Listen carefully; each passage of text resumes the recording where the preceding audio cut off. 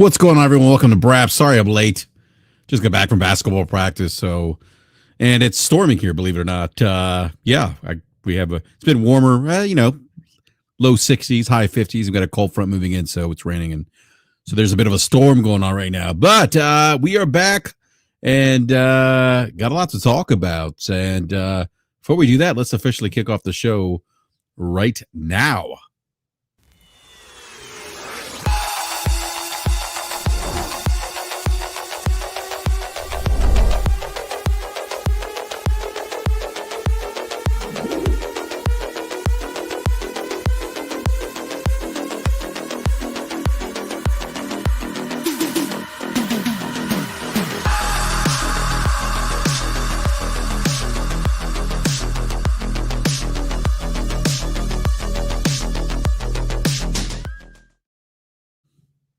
All right, everyone. Again, my sincere apologies for being late.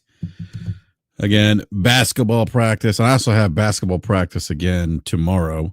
So back-to-back nights. I'm on back-to-back nights. Anyhow, but it's great to be back. Big shout out to everyone in the live chat. Thank you so much for tuning into today's show. Really appreciate it. Do me a favor. If you haven't done so, hit that like button. If you're new, consider subscribing and hitting the bell notification so you're alerted when we go live. Also consider being a BRAP, becoming a BRAP member, BRAP VIP member. You can do that as well. Supports the channel. And eventually I will be doing, I know we talked about doing a giveaway. I'll be doing that starting next month. I know I was going to do it in September. Just haven't had a chance to get around trying to figure out what kind of prizes to give to the BRAP members. But anyways, become a BRAP VIP member. So you get an opportunity to get those free monthly giveaways that start next month. Hopefully, as I said, heavy thunderstorms right now in the area that I live in. So hopefully I don't lose internet or anything like that. That would suck. So anyhow, but got a lot to talk about. Talk about the 2024 Game Awards show. And what would the Game Awards show be without controversy? Am I right? Every year it seems like somebody or many people aren't happy with the nominations. I feel like we talk about this every year, that there are other award shows out there for those who aren't happy with how the Game Awards shows are conducted. Every year we have Boomstick, who tends to froth at the mouth and claim that there's some kind of bias Achille has, a pro Sony stuff. You know, he starts putting the tinfoil hat to cover that little piece of hair that he has on his head. I'm joking. I'm only saying that because Air Cuts for the Win brought that up on the last show that we did. And sorry, I had to, just having fun. And what was I going to say here? The Game Awards show. We'll talk about that.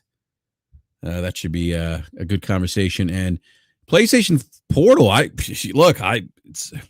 didn't buy one last year when it came out. It's on my radar now. All of a sudden, we'll talk about that. Back to the Game Awards show. We'll talk about, should DLC be considered Game of the Year? It's been an interesting conversation. I have an interesting perspectives on that online on social media. And then we have PlayStation, Sony going to be the owners of all things FromSoftware. That would be interesting if that happened. We'll talk about that here in just a bit. But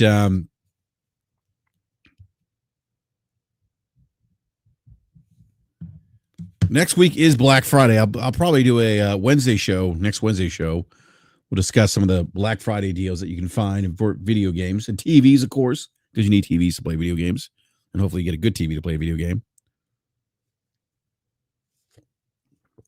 All right, so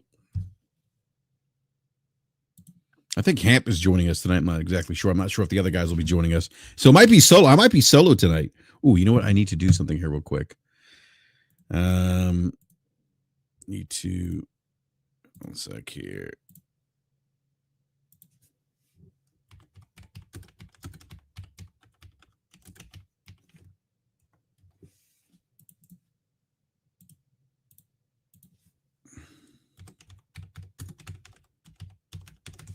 I think Nate may be joining us. think you may be joining us as well. But anyhow, yeah, so next week's show we'll talk about some of the Black Friday stuff. We'll get into that.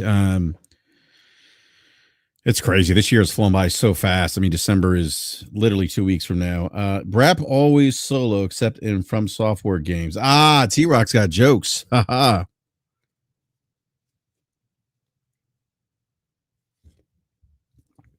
T-Rock, you got to remember these Souls games are they have the co-op, ability to play co-op. T-Rock, are you still playing Shadow of the Erdtree, by the way? I know you were playing it a lot, quite a bit. I'm not sure if you're still playing it or not, but if you are, let me know.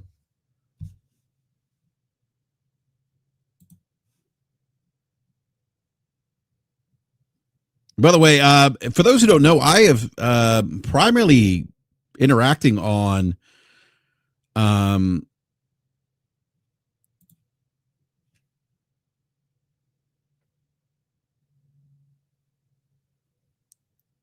am primarily interacting on Blue Sky. No, you beat it 3 times. Yeah, I'm primarily on Blue Sky now, believe it or not. It's so much more peaceful there, by the way. You don't have the riffraff and the garbage that you find on Twitter or X. Elon Musk has really run that social media site, Twitter, into the ground. But anyhow, so I'm on Blue Sky now. A lot of people have migrated over there from the gaming community.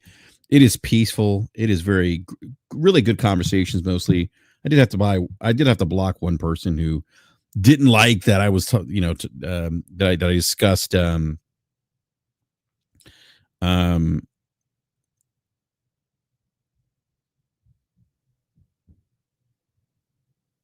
Didn't like that I was discussing, the whole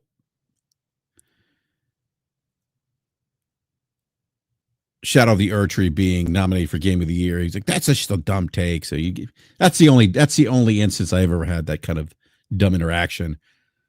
Dr. Dryrub says it's so much more peaceful and just clean. It is. It's very clean.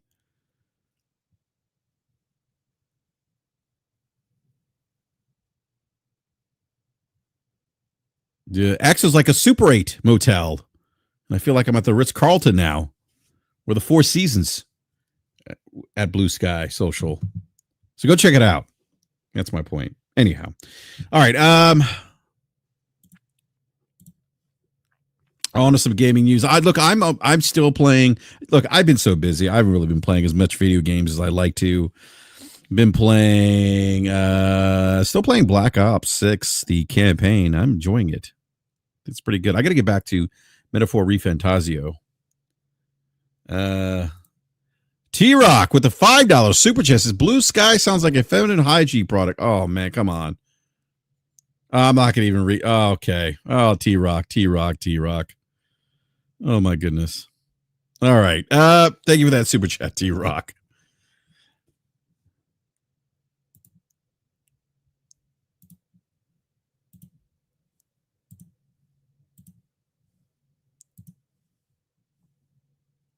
T-Rock, are you guys still playing are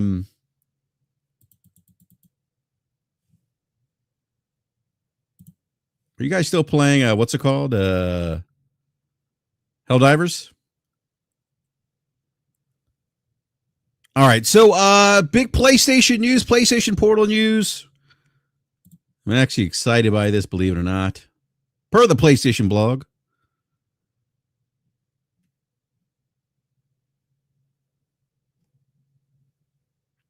All right, so I'm going to read the part that really sticks out to me with this update. There's a new system software update for the PlayStation Portal that is coming out, and this update will also include a beta version of a new feature that many fans have been asking for: support for cloud streaming on PlayStation Portal. Got to remember, a lot of people were scratching their head saying, oh, well, that was a big miss, an L. I hate that word, by the way. L, miss. Just say, hey, you would have preferred if they had this instead of saying things like L and miss.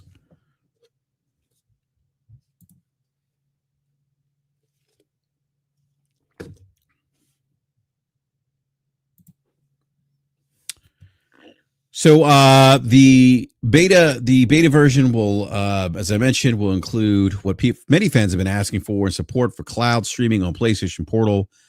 Sony says when the update is live, PlayStation Plus premium members will be able to participate in a beta for cloud streaming on PlayStation Portal, allowing select PlayStation 5 games in the PlayStation Plus game catalog to be streamed directly from our servers, even without a PlayStation 5 console. And let me tell you something. The PlayStation 5 Portal may be something I pick up soon. I could get down with this. Now, you may be saying, BRAP, you have a PlayStation 5 in your house. Yes, I do.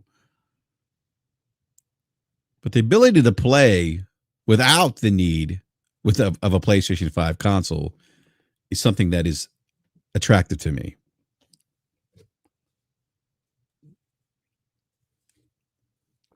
At that $200 price point. Not too bad. Not too bad. And Darby Allin just got thrown through a table.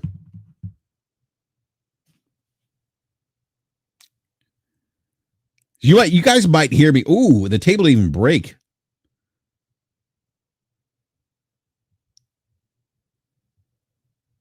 Yeah, you guys might hear me do some play-by-play commentary. I'm watching AEW Dynamite here in the background. So you might get some play-by-play. What kind of jacket is Tony Schiavone wearing, by the way? Looks like a grape. All right.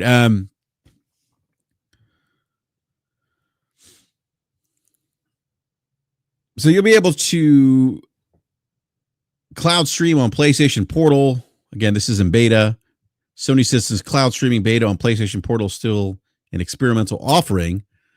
The features available during the beta period may change over time and may not reflect the final experience. All right. So features available during the beta. Again, stream select PlayStation 5 games in the PlayStation Plus game catalog. Over 120 PS5 games for the PlayStation Plus game catalog, including Dave the Diver, Ghost of Tsushima, Marvel's Spider-Man, Miles Morales, Monster Hunter Rise, Ratchet & Clank Rift Apart will be accessible on PlayStation Portal via cloud streaming up to 1080p 60 FPS. DualSense wireless control features, including haptic feedback, adaptive triggers, speakers, touchpad emulated on the touchscreen for PlayStation Portal, and motion sensor. PlayStation Plus cloud storage, save data, and game progress can be stored up to 100 gigabytes and will be automatically synced with your PS5 console, making it easy to switch seamlessly between local and streaming gameplay between multiple devices. I wish that I could stream Metaphor Fantasio. I still could, actually. But I wish I could stream it without the need for a PlayStation 5. I think I'm going to end up buying this, guys. I think this is going to be BRAP's holiday gift to himself, believe it or not.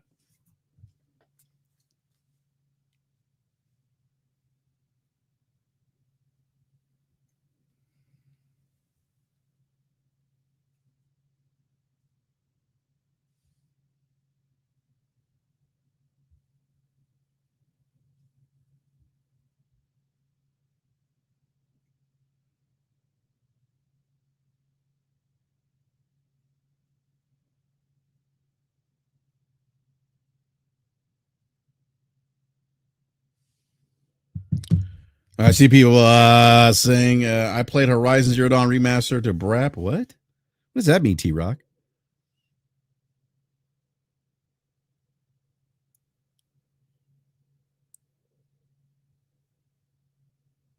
Still Portal have to big lag for cloud gaming? What the hell? Christopher K., what the hell are you trying to say to us? I have no idea what you mean by that. Still Portal have to big lag for cloud gaming. Okay. I'm assuming that's code for something. You're speaking in code. I literally have no idea what you're trying to say.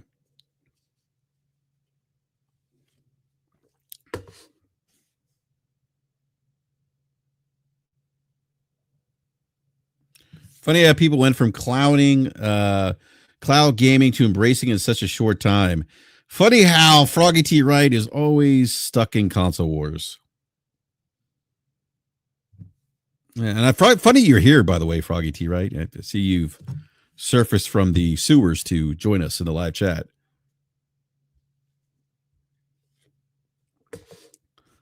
We're playing Helldivers. I also played Horizon and Warhammer. Who you talking about? You and Cuts?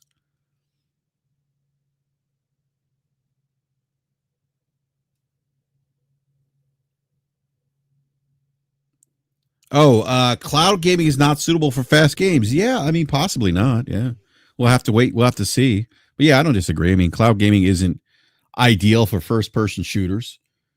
You know, games that require, you know, Froggy, I jump into personal insults because you've trolled this channel for years and complained and argued and said you can't stand us, you don't want to listen to us, and then you come back. So yeah, of course I'm going to lob personal insults because you seem like a wacko.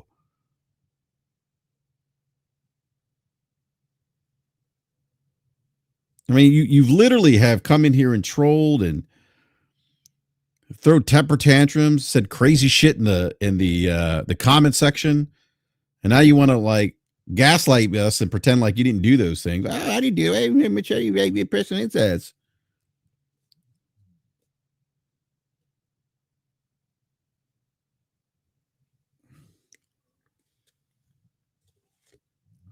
Yeah, I don't disagree. Cloud gaming doesn't work for no, you haven't been quite civil. That's just you stop. You have always no Froggy, you have not. You come in here and you say shit and you gaslight and no, you're not gonna come in here and do that stuff, dude. I don't even know why you're here. I'm surprised, to be honest with you. Yeah, I have looked at your chat history, and Game Logic can co-sign that too. That you've come in here and you left comments in the comment section. No, I'm not proving you wrong. Prove me wrong. I mean, this is what I'm talking about, dude. You come in here like a you know. So anyhow, we're gonna ignore Foggy T. Right.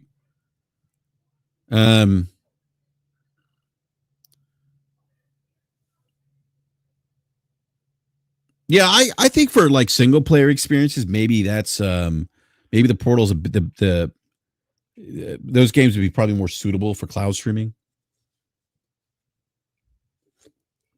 Like I would never cloud stream like cloud, like the technology's gotten better. Um I've heard some people say Nvidia is kind of the way to go.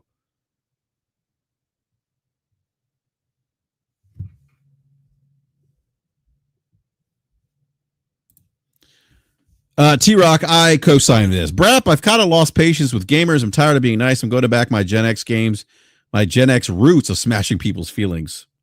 Yeah, that's kind of where I'm at too. You know?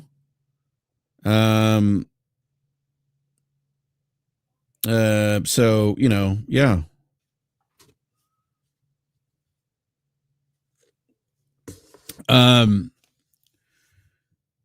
But yeah, I mean, I've heard Nvidia's actually their cloud streaming is actually probably the best from what I've heard from people who've tried it. I think Slimo's tried different cloud streaming services and has said that the Nvidia streaming service is pretty good. But yeah, I mean, you know, I don't think. Oh, here we got Hamp in here. Hold on a second. Let me grab Hamp. Hamp, what's going on, my friend? Nothing much, man. How are you guys? Good. With your buddy Froggy T writes in the chat. He's come back to grace us with his presence. Gotcha. Yeah, in the chat, if you guys can let me know if you can hear my microphone okay, or if I need to tune it up, or if it's too loud. Yeah.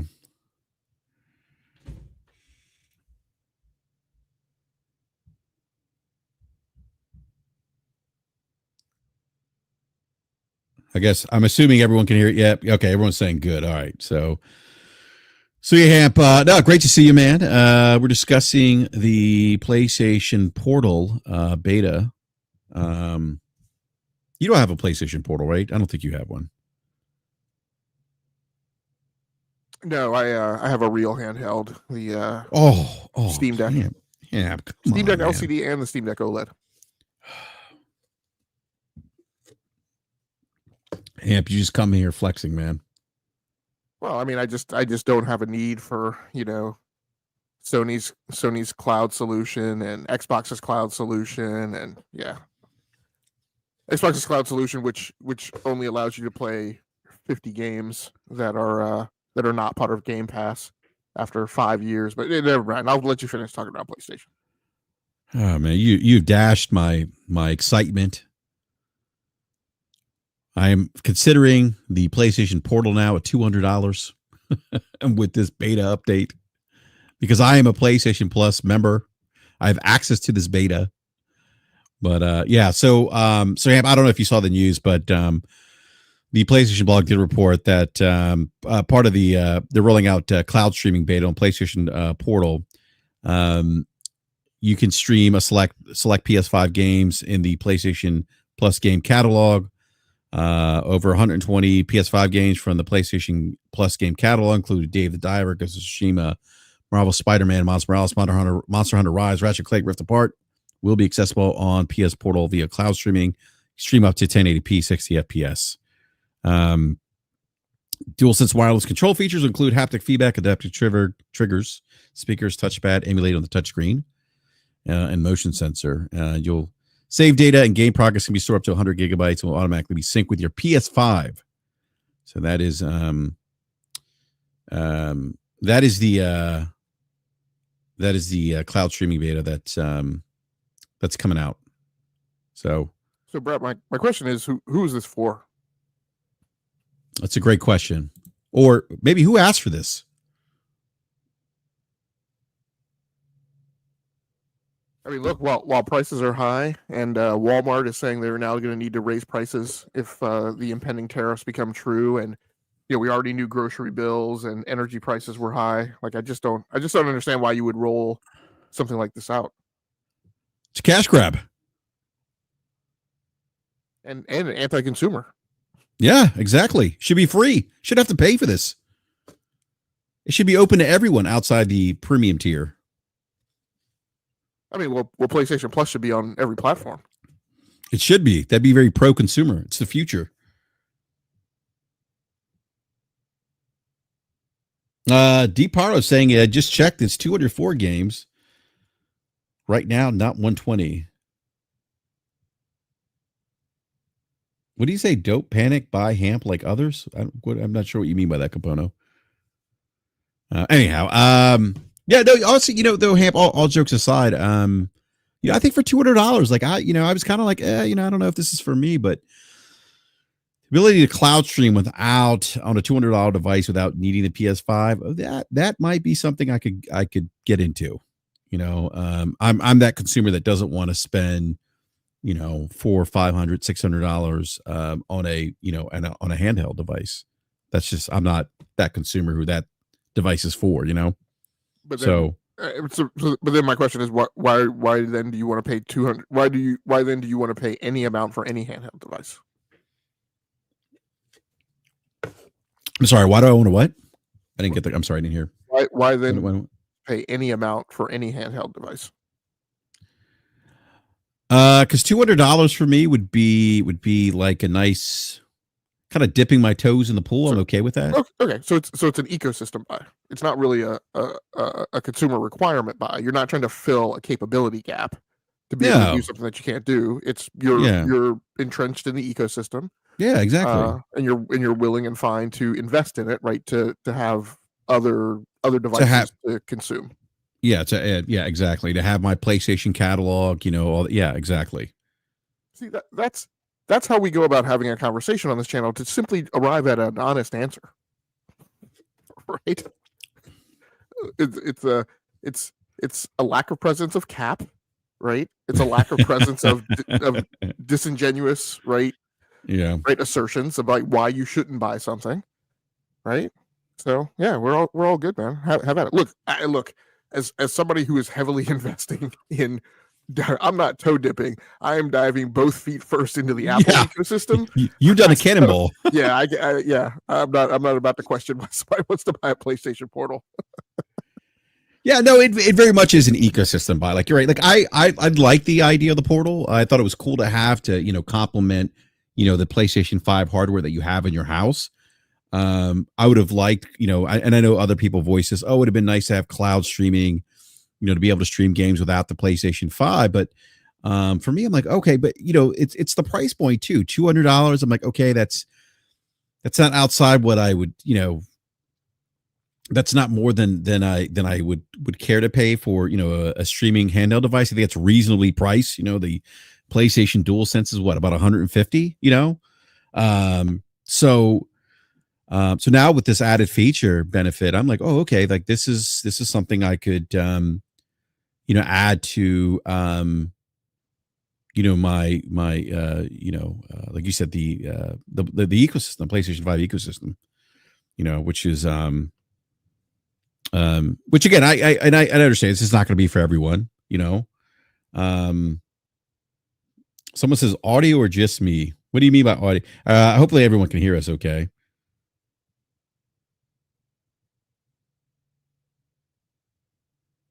Yeah, I'm sorry, Brad. I'm sorry. I was checking audio over the YouTube. So were you asking me a question? Is that why you thought I couldn't hear you? No, someone said audio or just me in the live chat. Satya Nadal is in the chat, by the way. So he's saying audio. But anyhow, but I'm still seeing PlayStation portals. They're readily available now, from what I've seen in retail shelves. I also did see PlayStation 5 Pro at my local Walmart. Speaking of Walmart, Oh, Brad, that means they're not selling. I've been told that if you see inventory on store shelves, it means they're not selling and they have failed. Well, I mean, of PlayStation, but if you see an Xbox in inventory, that means that they are selling and that the store is trying to keep them in stock and make them available for people. because so many people are coming in. That is funny, man. That is funny.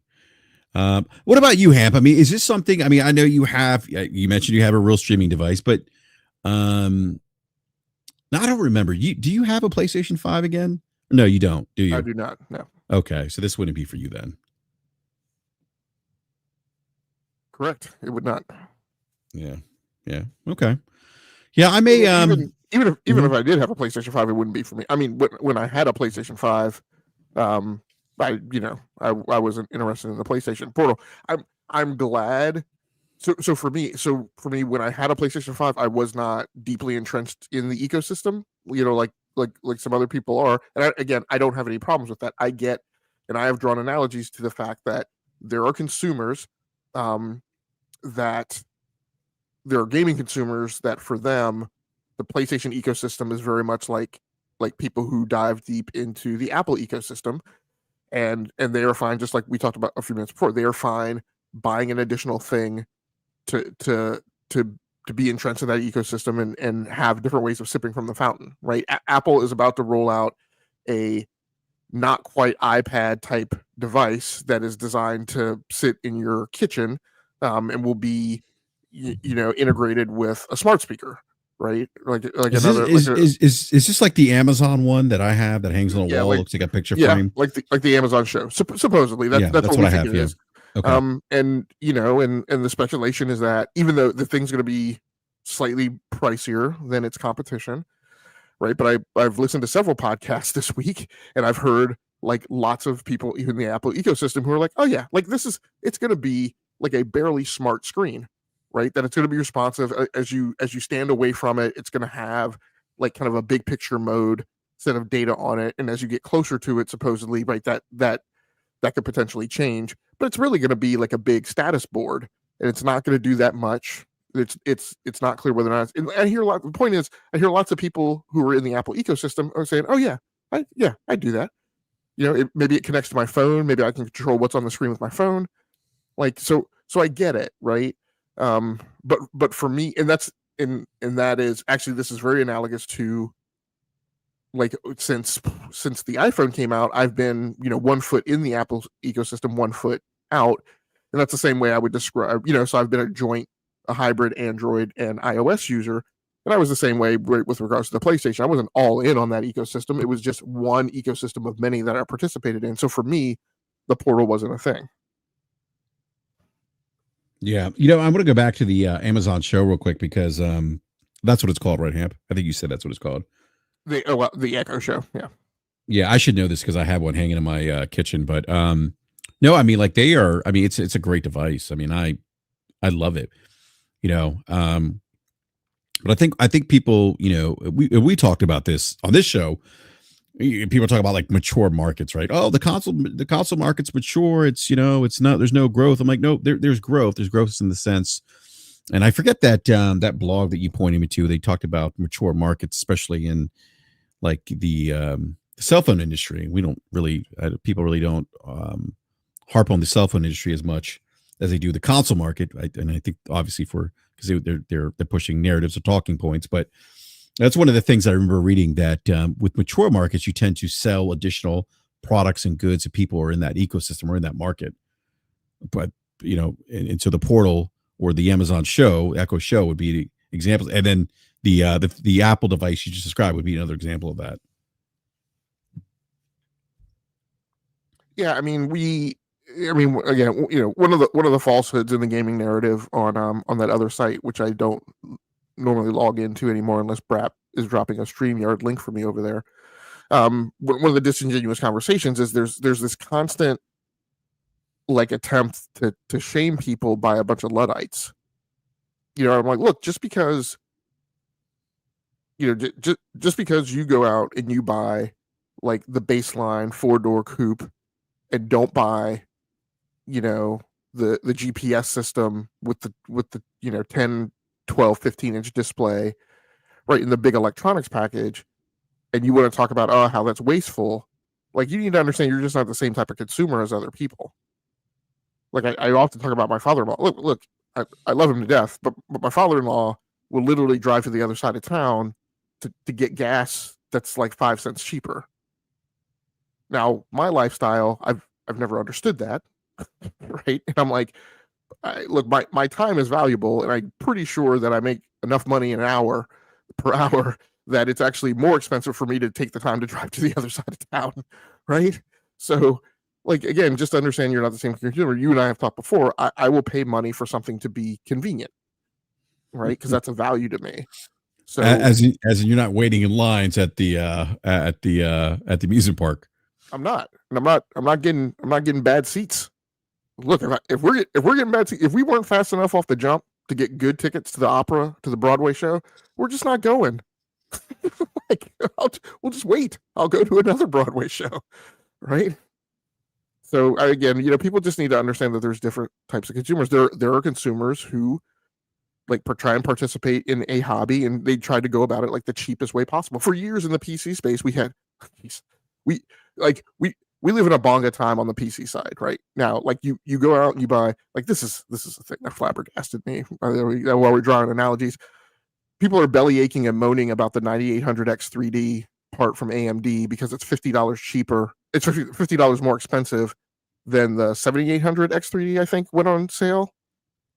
And I'm like, dude, you are getting 32 threads, right? 32 threads for sub $500. Like, just stop. How much? For sub Sub 500? Yeah. Are you serious? 32 threads? That part is retailing for like $480. Oh my gosh, that's actually not bad. Like, and I'm like, what are you kidding me? I'm like, I come from a time when like paying for an enthusiast processor, I mean, in an Intel enthusiast processor, you know what has typically in the past been their Core i9 product, you ain't getting into one of those for less than like $600-700 when it launches. Right? I mean, I would never buy a Core i9 processor because typically my cap for CPU is about $500. That's gone up a little bit, right? It used to be back in the day, my cap for CPU plus motherboard was $500.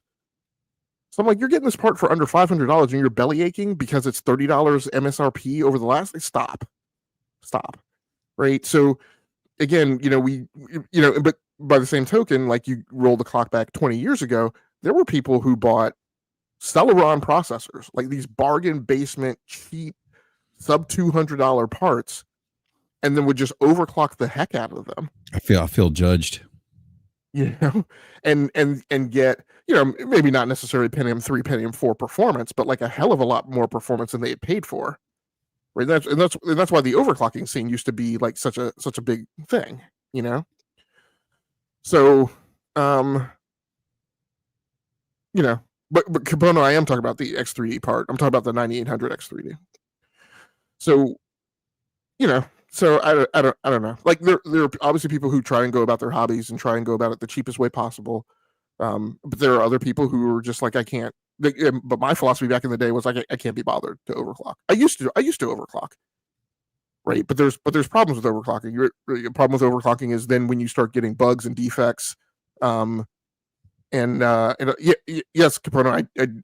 What I said was, when you talk about the Intel Core i9 processors, for a price comparison standpoint, you couldn't get into those for $600 or $700. My point being, in my mind, nobody should be belly aching about a high performance part from either vendor that's being made available for sub $500 MSRP. Is my point. So yeah, it just, people are different types of consumers, and some people try and go about it cheap. Some people just don't want to be bothered. My thing was with overclocking was you would get bug and defects, right? Or you would get a crash. You wouldn't know, right, what was the source of it, whether or not the source was what you had done in overclocking, right? Because you have to overclock the CPU. Back in the day, you used to have to overclock the front side bus, and you have to overclock the RAM, right? And try and tune those at a micro level to the point where they were in sync and everything ran stably. And after a while, after some number of years, I just said, okay, I don't have time to troubleshoot whether or not, right, I'm having problems because of something I did. I'm just going to run the thing stock. And so I'm just going to pay for the speed and performance out of the box. So, there are people like you who the PlayStation Portal is suitable for. And then there are people who don't want it because they're cheap. And there's no point in somebody who's cheap and grousing about a price. Like that's a disingenuous argument. Then there's some people like me who, like, even if they were consumers of that system, it's just not a consumer system requirement. So, yeah, that's a great point. I mean, it's funny. Corey Massey mentioned I play paintball with a $750 paintball gun. I mean, like, there are cheaper options for paintball guns out there. I wouldn't buy a $750 paintball gun, but again, I mean, people will pay different things for their hobbies. Like as Corey said, there's different consumers. So, that tends to get lost at that dumpster fire of a social media site X. But I'm sorry, go ahead. And that goes to your point of, like, we don't do these things with other consumer products, right? We don't. Like, look, some of the people that we know are in demographics that are belly aching, right, about, who are not on the PlayStation system and say, oh, you shouldn't be buying a Portal, shouldn't be buying a PlayStation 5 Pro. I know damn well those dudes have like the super high end fishing rod, right? The carbon fiber, graphite, right? Go and buy like the super expensive lures, right? And all this crazy stuff. Like, look, the hobby, there are hobbies that you love, that you spend the money on. There are hobbies that you just want to participate and you don't care how much you spend. When I used to play tennis all the time, I would never go. Yes, you could go to Walmart and you could buy the cheap $20 Wilson racket, right? That fit the bill. But was Hamp going and buying that? No, Hamp would go to the Tennis Pro Shop, get the high end Princeton, and get the custom strung strings like by the dude in the pro shop, right? That's, oh my god! No, you're buying like just the racket, and then having the guy picking out the strings you want for your tennis racket, and then having it professionally strung yourself. Oh my goodness! And you're not buying it off the rack. Look, and I crossed that spectrum, right? When the first time I got exposed to that, I walked in the store, I was like, dude, why are these rackets on the rack with no strings? Who the hell would buy an empty racket with no strings? That makes no sense. Let me tell you something. My dad was my dad played tennis, and he had a racket like that, and there is a big difference between those rackets and the one you get that are like pre-strung. And I mean, there literally is. There's a sound. Yeah. The sound is just different. You can hear yeah. You're right. The sound, the way the ball comes off the racket. Oh yeah, you're right. The way it feels. Oh yeah. Anyhow, but no, I mean, you're right. Like that's been always, and people have heard me say this. The Wilson Hammer, baby. People have. I think that's what my dad had at the Wilson Hammer, actually. But people have actually. People have heard me say this and heard us say this on this show, that we don't do this with other consumer products. We don't ask the question, who's this for? It's a cash grab. Who asked for this? It almost seems like in gaming we do this. We don't question Nike for re-releasing shoes that came out in 1987, 1990, and charging $200 for them. people want those things. There's nostalgia, you know. God forbid a remake comes out or a remaster, and people are like, who asked for this? And they say this while typing in while they're wearing their 1990 Air Jordans. So I mean, it's weird. It's just a weird thing in gaming. I don't know why it happens, but it does. Yeah, so Pixel Slap is in the chat talking about people looking down on cheap people, saying he's taking off because we're living in a castle. No, again, if you actually listen to what we said, what I said was there are people who invest differently in different hobbies depending on how much those hobbies mean to them and depending on what they want to get out of it, right? There are hobbies that I participate in where I'm like, just buy the thing that like fits the bill. Like it doesn't have to be like a super high end thing, you know. I mean, today, you know, married with kids, my vehicle is a means of conveyance. It doesn't need to be some super high end thing. It used to be when I used to go buy a car like the next car that I bought had to be $10,000 more expensive than the last car I bought. I had a progressive price bracket policy, right? It's like, and I went through a Mustang Mach 1, a Dodge Durango, Chevy Aztec Z71, right? Like, but now today I go and buy a Subaru. Like it doesn't need to be high. And quite frankly, the thing that's most important to me is that it interfaces right well with my phone, with my smart devices. I'm like, so it's not a matter of looking down on people because they decide to participate in a hobby cheaply. I mean, in my opinion, that's a projection, like accusation that you're making from your own perspective. My point is that when I choose to participate in a hobby cheaply, I acknowledge that that's what I'm doing, and then I don't shame people for spending money on the same hobby. I'm investing. I'm going to wrap it. I'm investing deep in the Apple ecosystem in right how I'm participating in that. But I want a Mac Mini now. It's a refurb. I spent $350 for it. Right, the M4s just came out. I didn't go out and buy spend $700 on a Mac Mini M4. And I'm sure that there are Apple people who are like, no, I have the new Apple thing. Like you're on a refurb, but I don't care, right? So it's a matter of I don't shame people who are spending more than I am on a given hobby, but at the same time, I don't allow my feelings to be hurt because somebody's trying to do the same thing to me. And we have a mixture of both on that cesspool social media site, and that's what drives, unfortunately, a lot of the content creation that goes on in the space. I'm sorry, Brap, go ahead. Yeah, I mean, I don't know, Pixel Slappa, where you're getting that that we're looking down on cheap people. I mean, I think we've been pretty clear that what we're really saying is that they are different consumers within gaming, within shoes, within cars, and some people are willing to pay more for certain things than others. I think that's really what we're saying here. You know, like they are people that will pay $200 for shoes. You know, I see that $200 price point for shoes. I'm like, you know, I mean, I might do it for Jordans, but anything else, I'm like, nah, I'm good. You know, look, Brap doesn't shame me about my shoes, and I don't shame him about his vehicle. Oh man, come on. I mean, but that's the thing. Like I own an expensive SUV, but I don't shame someone or look down someone because they're driving a $30,000 SUV. You know, everyone has different wants, different needs. Like you've mentioned, Hamp, like people have different set of requirements as consumers. So yeah, I don't agree with that Pixel Slappa that we're in this castle. I don't know where that's coming from. That's not what we're saying here. I mean, we're not saying that that we're looking down on people who can't afford certain things or spend less money. I mean, everyone has their own budget. Everyone has their own wants, needs. So that's all we're saying. Look, yes, I mean, just another example, right? Like, we go through this all the time. Like typically for food and grocery items, I don't care. I don't care about brands.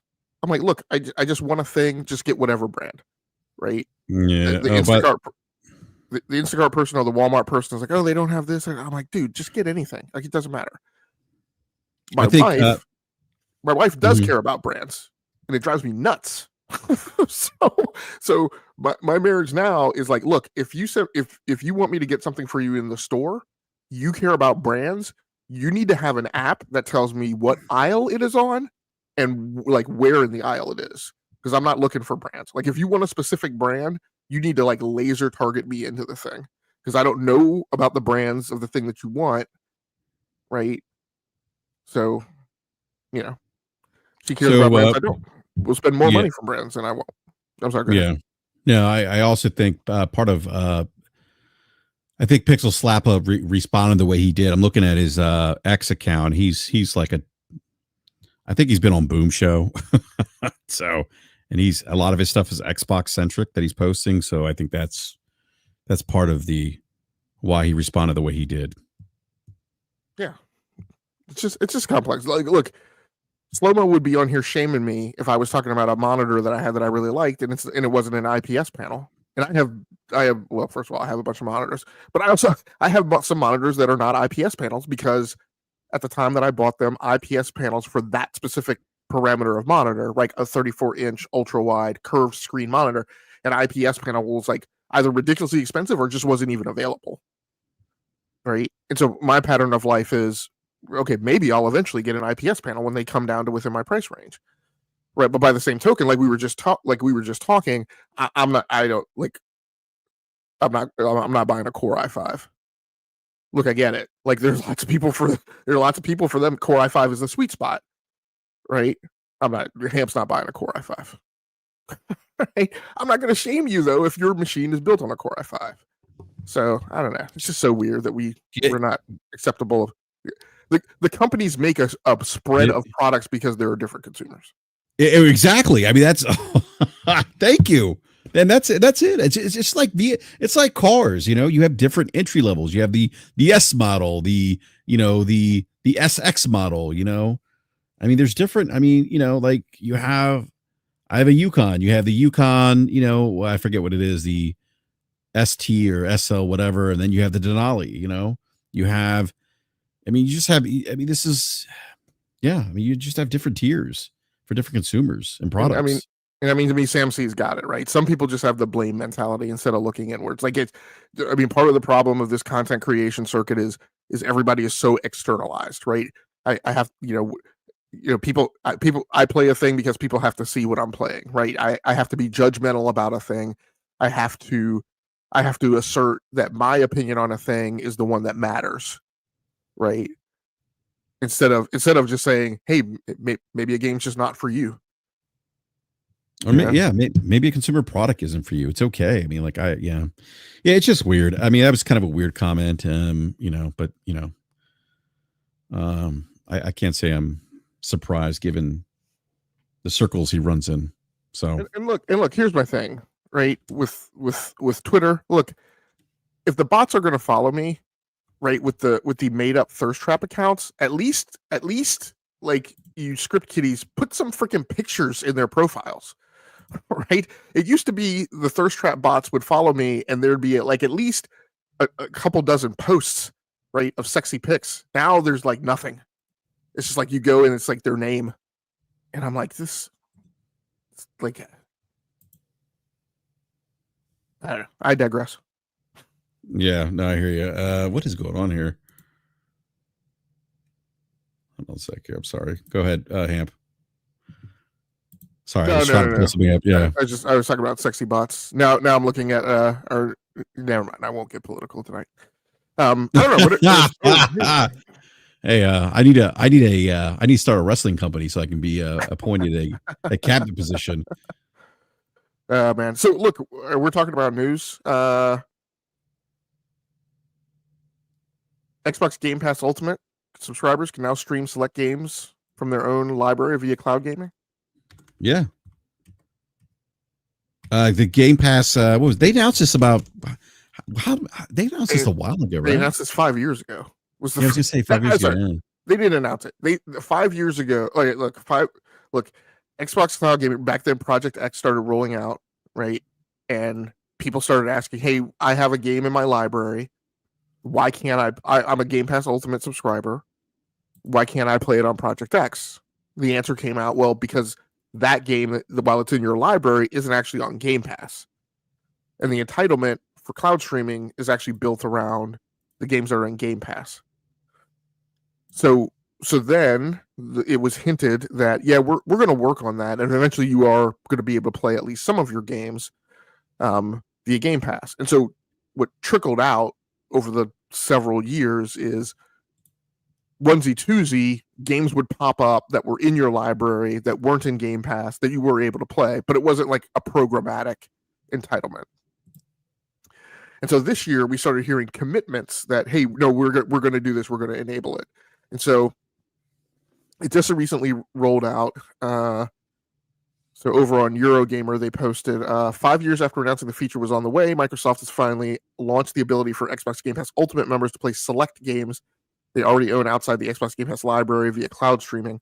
Microsoft originally announced the feature back in 2019 with the goal of launching it alongside Xbox Cloud Gaming, then known as Project X Cloud, the following year. It was then re-announced for launch in 2022, but again failed to materialize, with The Verge later reporting its arrival had been complicated by having to prepare key infrastructure for thousands of games.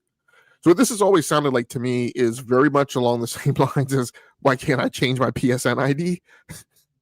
which was yet again another like multiple years. And this one was on Kaz, because the question was being asked even back when Kaz had the helm, or maybe shortly after he had actually turned over, but was still like in the space and speaking on podcasts. And it was all because of the way, because remember, PSN used to actually be run by I forget what the business unit was called, but it was the PC business unit, the guys who were doing like EverQuest.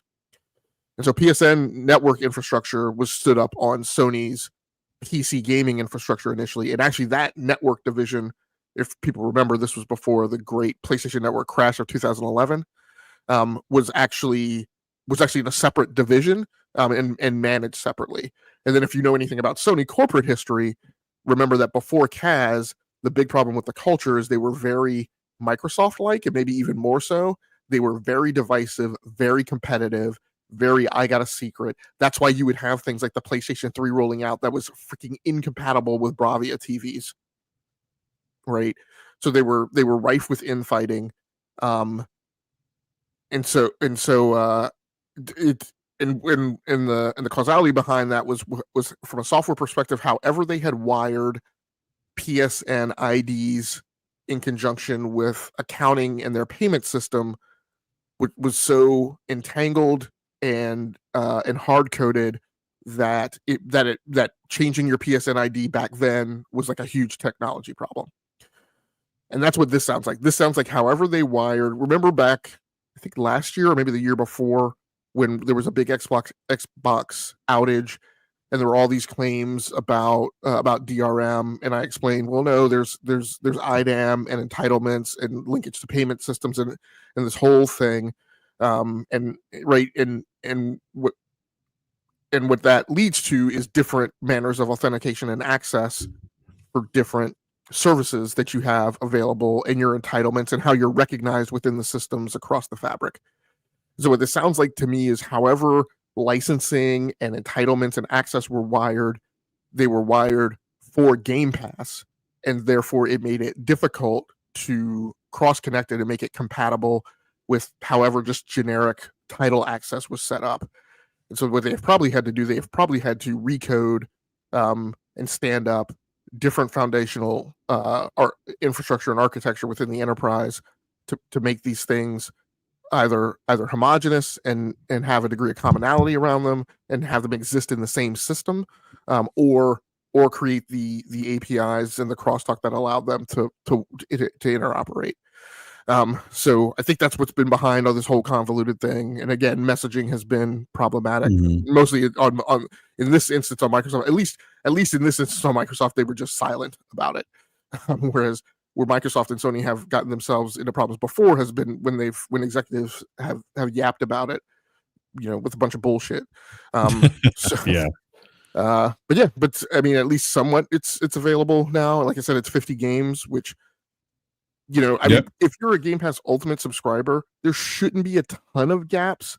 I think the problem is that when there is a gap, it's for a title that they like particularly want to play over the cloud. So it seems like hugely impactful. But I think from a quantification perspective, I don't think it's that big. Yeah. And it is available to, I think, only Xbox Game Pass Ultimate subscribers. Very similar. So here's the kicker. Not only is it only available to Game Pass Ultimate subscribers, it's only available to people on particular devices, and those devices do not include the console. It also notes it'll be possible to stream games through TVs and browsers on supported devices such as tablet, smartphones, and Meta Quest headsets. Yeah. Meta Quest headsets to begin with, but says the feature will expand to the Xbox consoles and the Xbox app on Windows sometime next year. Yeah, so, but I'm not. Yeah, go ahead. Not available on consoles or on PC. Mm-hmm. Yeah, I'm actually more surprised that it's not on PC than I am Xbox. I thought at least that at the very least it would have been on PC. So here, I'm going to step way outside my box and go into conspiracy theory territory. I've been preaching on this show for 3 years about what the Windows Phone experience was. And I talked about how features and capabilities we would see, those of us who were ensconced in the Windows, boy, I was entrenched in the Windows Phone ecosystem. I was buying phones off Amazon and eBay, right, to get more and more Windows Phone handsets. And I said, what we saw features and capabilities, new versions of apps that would roll out to Android and iOS. And we would say, hey, what is going on? Why are those guys getting fed better than we are? We're literally on Windows Phone. And then they went out and bought Nokia. And we said, okay, now it's going to get fixed. Now they're going to come correct. Now we're going to become first-class citizens. And we saw the behavior actually worsen. Like literally updated versions of Office 365. So I'm on Windows Phone. I'm an Office 365 subscriber, and I have people on other handsets, right, getting better deals. Why? Because Satya was saying, we're gonna meet customers where they are.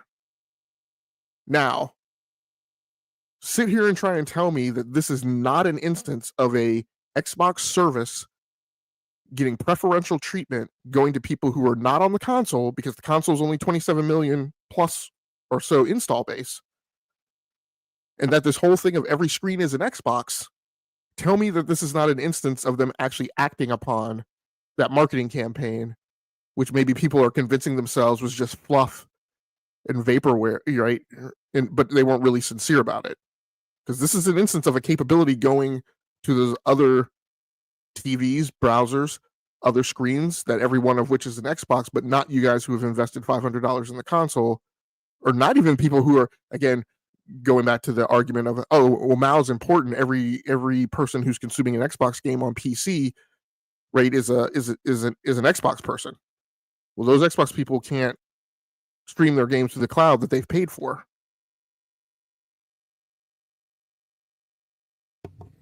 Yeah, it's you mentioned kind of the messaging and people maybe not thinking that. And it's funny you mentioned the Windows Phone.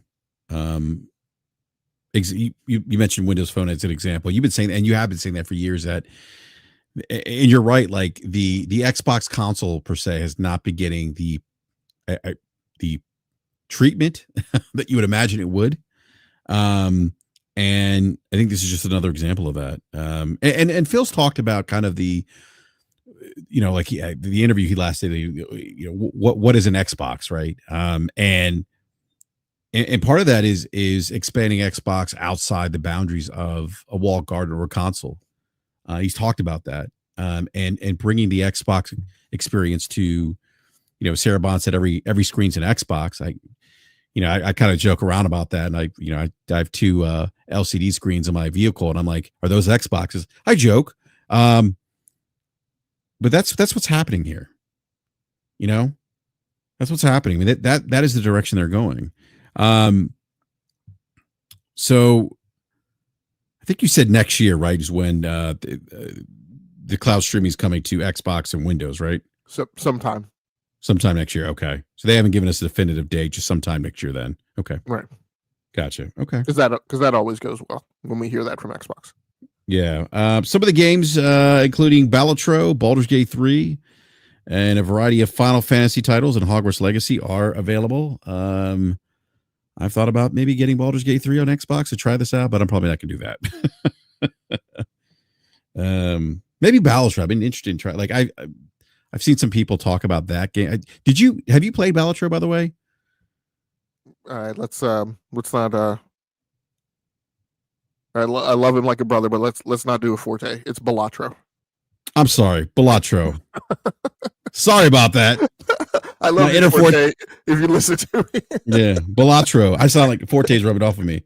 Balatro. I haven't talked to Forte in weeks, by the way. Forte, I hope you're okay. Balatro. Yeah, I was on DPS last Friday, I think. Okay. Yeah, we had a good discussion. He was he was kicking bottles. He was what? His wife had put a bag of bottles. Like I think they were supposed to be for recycling. I think maybe he was supposed to take them out or something. He was like by his feet. Yeah. So she had put him down in his office or studio or whatever. And I think before the podcast he didn't remember or realize that they were like there, right, like underneath his desk or something. So at some point during the podcast, we heard like all these dishes clanking, and I was like, Forte, are we washing dishes during the podcast? And then he said something or other. And then like 10, 15 minutes later, it happened again. Like not like just a single clink, but just like somebody had dumped. You'd see those, shows where somebody like turns over a box of like silverware and like dumps all the silverware on the table. It was like that. And then it happened again. And then he was like, oh, I realized, my wife put this bag of like bottles. Okay. Gotcha. Okay. Yeah, we were all dying. Yeah. But yeah, now I forget what you asked me. I don't know. I forgot to. Balatro. Balatro, yes, Balatro. Yeah. I'm not a big card game player. I have played one. There was a game on Game Pass that I played. Like, I forget what is it, Twist of Fate 2 or something like that. It was a not an unknown game that was on Game Pass that I played. But no, I haven't gotten into Balatro. Couple members of E2KG are big into like Marvel Snap and a Pokemon TCG game. So, but yeah, that's not where I live. Yeah, I'm not big into card games myself. Although I'll say this: Queen's Blood in Final Fantasy VII Rebirth. Oh my goodness, I couldn't stop playing it. No, that's a good point. Like I don't play Ghent in The Witcher. Yeah, I never played Ghent either. Yeah, but for some reason I tried Queen's Blood one time and I was like, ooh, I got hooked. And I'm not big into card games, so. All right. Anything else, Hamp, on the xCloud finally coming? No. All right. I do. Look, wait. Yeah. Let me caveat my whole thing of like going into conspiracy territory. Like, no, I don't honestly feel like this. Like, if I were if I was still on Xbox, I would not honestly feel slighted by like this capability going to other screens and not the console. To me, it's a data point, but it's not entirely representative of people on the console being second-class citizens more so than has already been indicated. So I pulled that thread and went out on that vector for effect, right? Not necessarily because I feel like the sky is falling, but I did point it out as something to pay attention to and monitor for the future. Yeah. All right, the Stalker 2 reviews have come out. Stalker 2 Heart of Chernobyl. It's great to see that game finally coming out, considering the development challenge. I forget the developer's name of Stalker 2 now. GSP Game World. Yeah, there, as you see it right here. I mean, they've a pandemic and a war, 7 years of development amid those things. So that is that is something to be just congratulations to them. I mean, that's of development. The whole story of hell that team has been through, which started back in 2000. Didn't 11, maybe? I think it's like somebody from the studio years. die? Did somebody the studio volunteer to fight? Oh, they've lost. Ukrainian army died. Yeah. Yeah, they've lost more than one person Okay. who actively volunteered to participate in the Ukrainian military to fight off Russia. Yeah. Yeah, interesting that the U.S. is allowing those long range missiles now. But anyhow, Yeah, I've covered it a few times on talking about games, but yeah, the whole story of GSC Game World going back to after Stalker, when they had actually initially started on Stalker 2, how they came into the office one day and they were just told by the then CEO that that he was shuttering the company, that they were all out of work, didn't give them any explanation as to why, and then by like 3 months later in February they were all out on the street, and how that company, because the GSC Game World that exists today is not the original GSC Game World. It's not the original studio. That studio has been reconstituted by actually the brother of the then CEO. So there's a whole sordid history behind this. Quite honestly, a lot of the original developers are now at 4A Games, who does the Metro series. So there were a couple places, and you can kind of see their DNA around the gaming industry. There are a couple places where they landed, but yeah. So it's a yes, the war in Ukraine is the biggest adversity that they face, but they've been on a road of adversity for over a decade at this point. Wow. I didn't know that. Actually, I didn't know that background history with them, that they had, the CEO had like, hey, we're shutting down. I didn't know that. But Stalker 2 currently right now on PC sits at a 74 Metacritic score. Again, if you like these types of games, a 74 is not necessarily a bad score for this type of game, if this is the kind of genre that you enjoy playing. So I'm just going down some of the Gamer Rant said overall Stalker 2 Heart of Chernobyl is truly something special. It's not perfect, but it manages to exceed in some major areas that many other games fall short in. Its open world is one of the best I've been in for quite some time, but its morally great choice driven narrative is also something worth writing home about. With the immense amount of player power it offers, Stalkers 2 combat is challenging and exciting, and there is almost never a dull moment as players explore the zone. So long as players can look past some of the blemishes that are arguably overshadowed by its best features, they'll find a memorable and worthwhile experience in Stalker 2 Heart of Chernobyl. This game will be available in Game Pass as well, day and date. PC Gamer said, just like the old days, performance issues and bugs don't stop Stalker's mad, wonderful heart from shining through. I'm trying to go through some larger sites here. Let's see here. GameSpot gave it a 70. Said, criticizing Stalker 2's technical issues is tough, simply because it's outstanding that GSC managed to launch the game in the first place. Admittedly, this made it easier for me to overlook some of its irritating quirks, particularly when they weren't egregiously crashing the game. Yet even this might not have been the case if it also weren't as where did I leave off here? If it also weren't an engrossing game. Stalker 2 is notably flawed in a few areas, yet these shortcomings tend to dissipate when a compelling non-linear quest goes awry, thanks to an unforeseen element forcing you into a frantic shootout. This unpredictability and the way its various systems interact to create anomalous stories sets Stalker 2 apart. Throw in a beguiling world and the fascinating mysteries hidden within, and it's difficult not to fall under its enticing spell. So that was the GameSpot review. So Hamp, I believe you are planning, I think last week's book you mentioned you were going to play this game, right? Yeah, I mean there's probably a good chance I will. Yeah, not the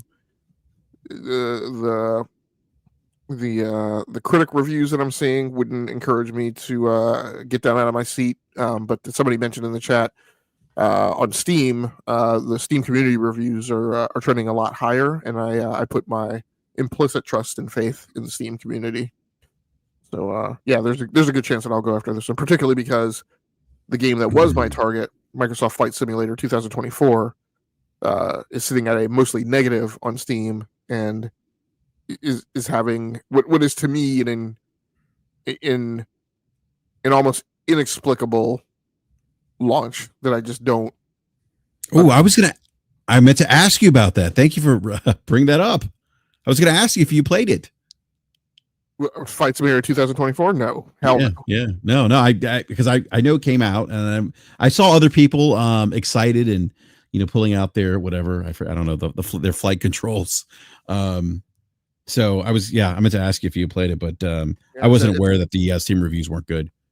Yeah, it's aggravating. So, and I invested in the Logitech Yoke control system, like with the throttle quadrant and everything this year. Like it's sitting down here right now, like beside me, and like yeah. I still got. Thank you for that component. He said they lost a director.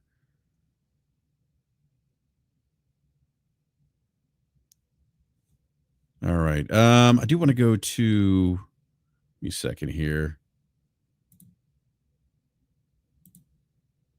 Need to pull this up. By the way, Christopher Dring is now on Blue Sky.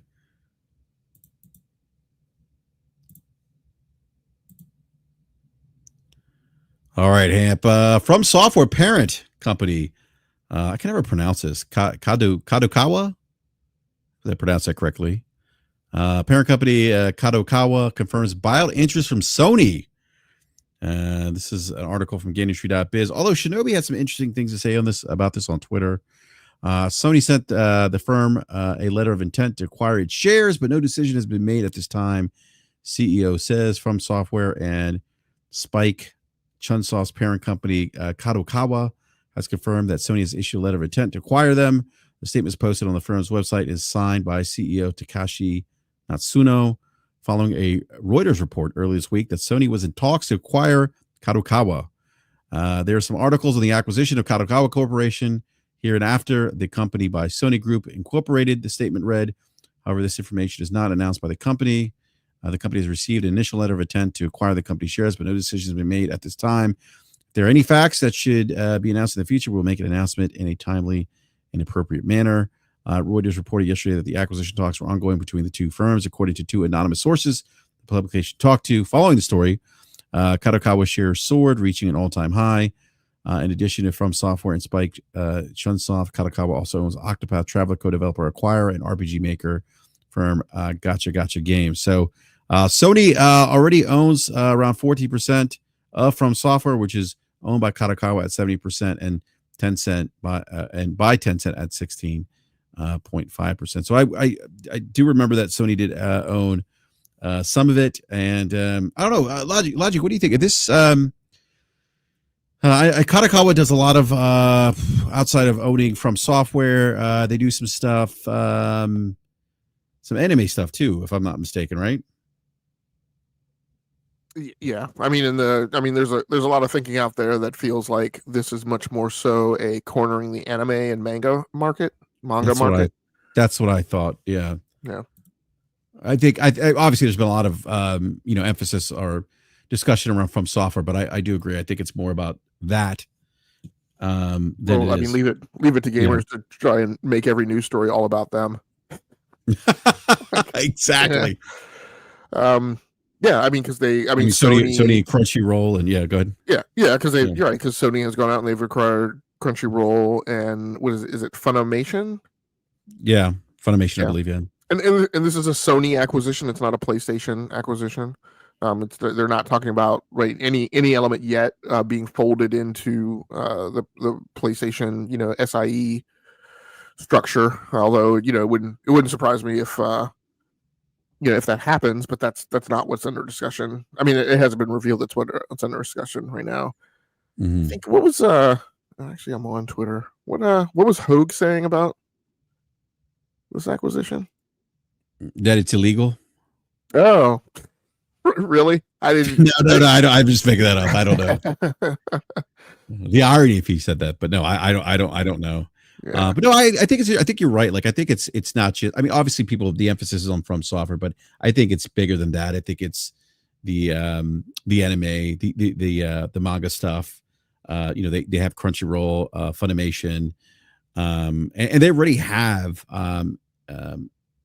some stake in the company. But Yeah, they have 14% stake in the company. I think Tencent has a yeah, little less than them, maybe a little more. I can't remember. They're kind of the same order of magnitude. And so this would be a move by Sony to Tencent owns purchase. 16.5%. Yeah. So Yeah, this move that what's under discussion is for Sony to buy an increased share to the point of becoming the majority shareholder. exactly. Yeah. So it kind of Sasha saying Hogue said it might bankrupt Sony. Yeah. Did he really say that? There's something he said. There's another chat that I'm in. There's something he said that set Falky off. And I mean, my common analogy that I make about Hogue. I mean, the general consensus from both of us was that I don't know that this, his perspective on a financial matter is, I wouldn't consider as one of domain expertise. No, I would actually. I was trying to get Falky on today to discuss the financials of this potential deal, what that might look like. Capoto says Hogue is allowed his opinion. Look, I don't disagree, Capono. He's allowed his opinion, but I also agree with Hamp. I wouldn't put much weight in his opinion because he's not a subject matter expert as relates to. I mean, I express my opinion on football, but I would hope nobody regards me as like an ESPN or Fox Sports analyst, right? I hope somebody doesn't take what I say and put it up against. I don't even know who those guys are anymore. To me, I still remember James Brown sitting at the desk. I'm like, I hope nobody takes what I say. James Brown's still around. Yeah, there you go. Yes, everybody's allowed their opinion, but like I said, I have not a ton of regard for opinions, and that's why I specifically said I don't know that I would take his opinion as domain expertise. That's different than when somebody who's immersed or works in an environment expresses an opinion, because it's different when they live that life and they're immersed in it. That's what I'm saying. I would place more weight in what Falky would say, because Falky is a bean counter finance guy, understands financials. I would because that's what he does. Everyone except Jimmy the Greek. Oh my goodness, jeez, that's a blast from the past. Sony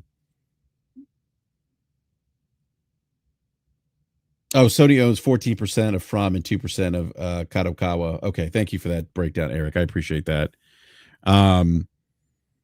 But obviously, I mean, if they own a controlling stake of this, I mean, obviously FromSoftware, right? I mean, that's be interested to see if there's any impact in terms of From games going on other platforms. I don't know if that's the case.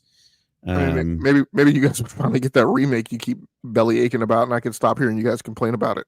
Look, man, it is partially my fault because we were told years ago. I think back back as far back as like 2018 that there was in fact a Bloodborne remake happening, or remaster of some sorts. Look, we can hope, Hamp. We can hope. Of course, the Sony fans are like, yeah, if they get Kadokawa, we're gonna get Bloodborne. I'm like, yeah, pump the brakes. Hey, that's the same way that the Xbox guy said we were getting Crash Bandicoot and Spyro the Dragon, right? Out of the $70 oh my god, yeah, we're gonna get Crash Bandicoot back. We're gonna get Spyro. Developers gonna be free to work on the games they want. Yeah. Anyhow, as Toys for Bob separates and becomes a standalone business concern. Yeah. Afrobuck says Sony was talking about selling off its financial service division earlier this year to get more money for acquisition. Sony does have a big, one of their biggest lines of business is actually their life insurance. I think it's life insurance or something. Yeah.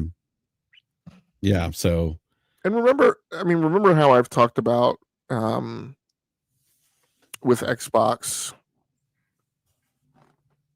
and Microsoft, right? How, I mean, look, if you're managing a thing, right, and you're managing, let's just pick high round numbers and hand wave, if you're managing 10 things and 9 of them all run the same way, and there's another one that doesn't, and in particular, not only does that one thing not run the same way as your other 9 things do, but it also is not performing particularly well, like you get heavily encouraged to, like, again, not be bothered. Like I don't, unless something is bringing in like a ton of bacon, I don't like having like the friction and the static in my windshield and the constant distraction of having to tend to a thing that's a one-off. In that operates in great disparity to my other business models, right? Which is what Xbox is within Microsoft, and that to a certain extent is also what that financial services division is within Sony. So, yeah, it doesn't. And first of all, I mean, Afropunk, you were absolutely right. There was a discussion of them doing something with that division. But yeah, it wouldn't surprise, for Yoshida, I would definitely be, interested in seeing that happen.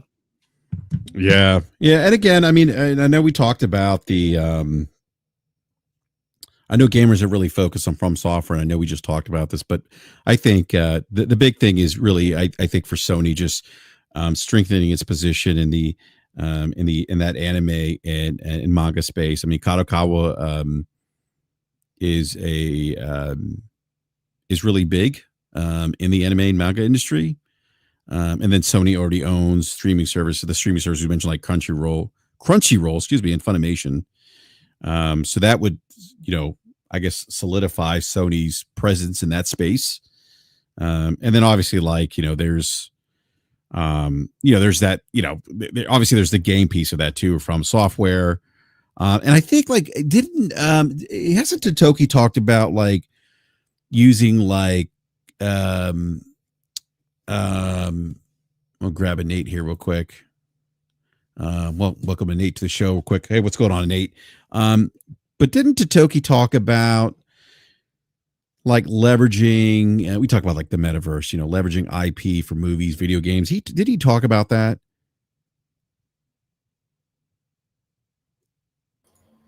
Yeah, I mean that is the strategy, right? That was put out in May or whatever from their investor strategic town hall or whatever. That yes, the play is not about what a lot of other people have a lot of other pundits have tried to claim that PlayStation's also putting their games on every screen. Look at Lego Horizon Zero Dawn.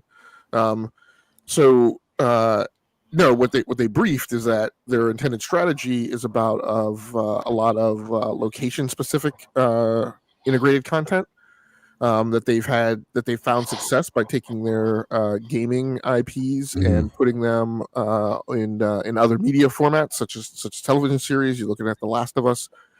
You look at, they're working on Horizon Zero Dawn, but there's an intention to beef all that stuff up, and they also talked a lot about anime. Also, remember the big thing that I keep talking about, like they also talked about making a very big play in content creation and leveraging their technology into filmmaking. And my suspicion that PSSR is potentially heading in that direction, and how they talked about what can we do from an AI perspective when we allow you to go like directly from the camera, right? Because they are heavily invested in their Sony Alpha Series cameras, which do very well on the market.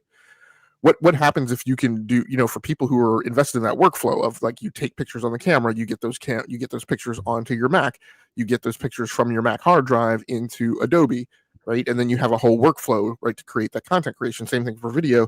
What happens if we enable you to start processing through part of that workflow on the camera, right? And you're not, you're not reliant solely on like waiting, right, for all that transfer and air gapping and all that kind of stuff. What happens when we enable things utilize a PSSR like within that same space? So yeah, that's your point. The anime angle on this, I think, is not small and is very core to that strategy that they're trying to enable. Yeah, I mean, it's a cross media synergy that they've talked about. That's what I was trying to. That's the word I was trying to use. I forgot. So yeah, that Toki's kind of alluding to, talking about. And so, there's obviously, they could leverage different IPs, across different platforms through this acquisition, things like that. So, again, kind of things that Toki's talked about, Hiroki Toki's talked about Sony doing. So, It's going to be interesting to see how this thing plays out. I don't know what happened to Nate. He dropped, but hopefully he comes back. By the way, we have 143 people watching. Only 41 likes. Please hit that like button if you haven't done so already. Appreciate the support as always. Whose mouth breathing is into that? That was a Nate. I think that's why he dropped. So hopefully he comes back. But anyhow.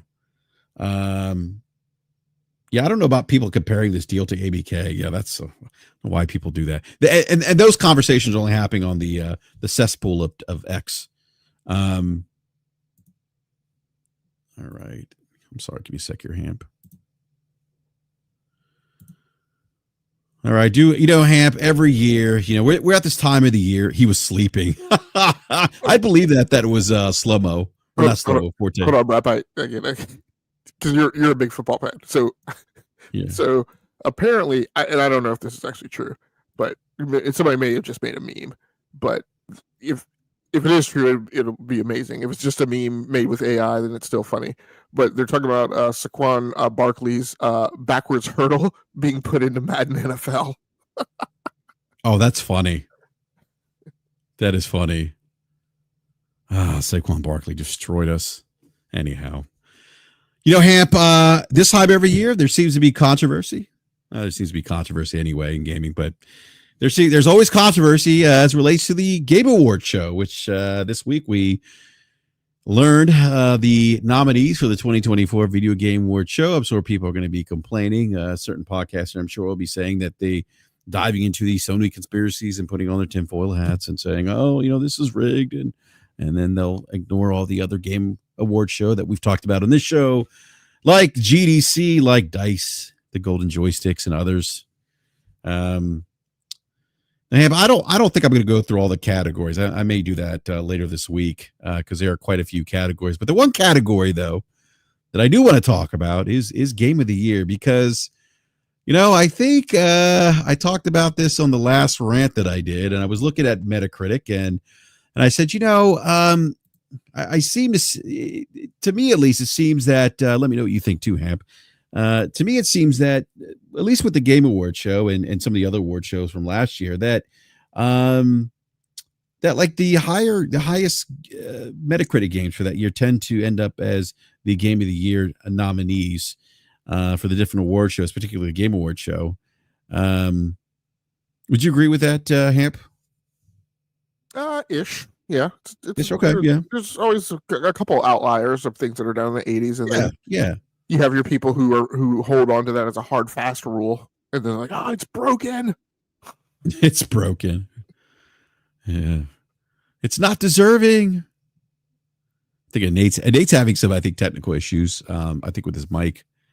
Oh, he's back in now. All right. Now. Nate, are you there? Yeah. Can you hear me? Yeah, we can hear you now. Loud and clear. Welcome to the show, Nate. Nah, man, I appreciate it, man. Yeah, the StreamYard thing, like, it threw me off. So yeah, no. Someone's like, who's breathing heavily? I thought you might be doing a Shannon Sharp stream. I'm like, should we time him out? Like, what's nah, I'm good, man. Oh man. So yeah, I want to run through the Game Awards show, the list, the nominees for Game of the Year. And this is recognize the game that delivers the absolute best experience across all creative and technical fields. I'm not surprised to see Astrobot here as one of the highest rated games on Metacritic. Balatro. Did I say that right, Hamp? Balatro. No, Balatro. I did not. I did it again. Balatro. Even Nate's like Balatro. BRAP. Balatro, which was actually one of the highest rated games of 2024 via Metacritic. Black Myth Wukong. I'll give my thoughts on that. Not one of the highest rated games, but up there in the, I think, low 80s, if I'm not mistaken. I have to pull the Metacritic again on that. Elden Ring Shadow of the Erdtree, which is DLC content, which is one of the highest rated games, the highest rated game in Metacritic, I believe. I could be wrong if it's not the highest, but it's probably one of the highest. Go ahead and take your victory lap because I really want to get that out of the way. Oh yeah, I mean, I just want to, the last stream that I did last week, I said, look, based on Metacritic, I could see Elden Ring Shadow of the Erdtree be nominated. Now, Final Fantasy VII Rebirth, I am not surprised to see that there's one of the highest rated games on Metacritic this year, 2024. And this one, which I am excited to see, and Nate, I know you're excited, Metaphor ReFantazio. That is one of the highest rated games of Metacritic this year. It is I haven't finished it yet, but what I played of it, it's my favorite. It is my probably game of the year, second to, I would say, Elden Ring, Shadow of the Erdtree, followed by Final Fantasy VII Rebirth. Astrobot's a great game. Black Myth Wukong, great. I have not played. I'm not going to be trying to pronounce it now. But Balatro. So those are the nominees here. They're absent this year is a Nintendo game. But first I want to ask you, gentlemen, any surprises here? Let's not get to the DLC just yet, but any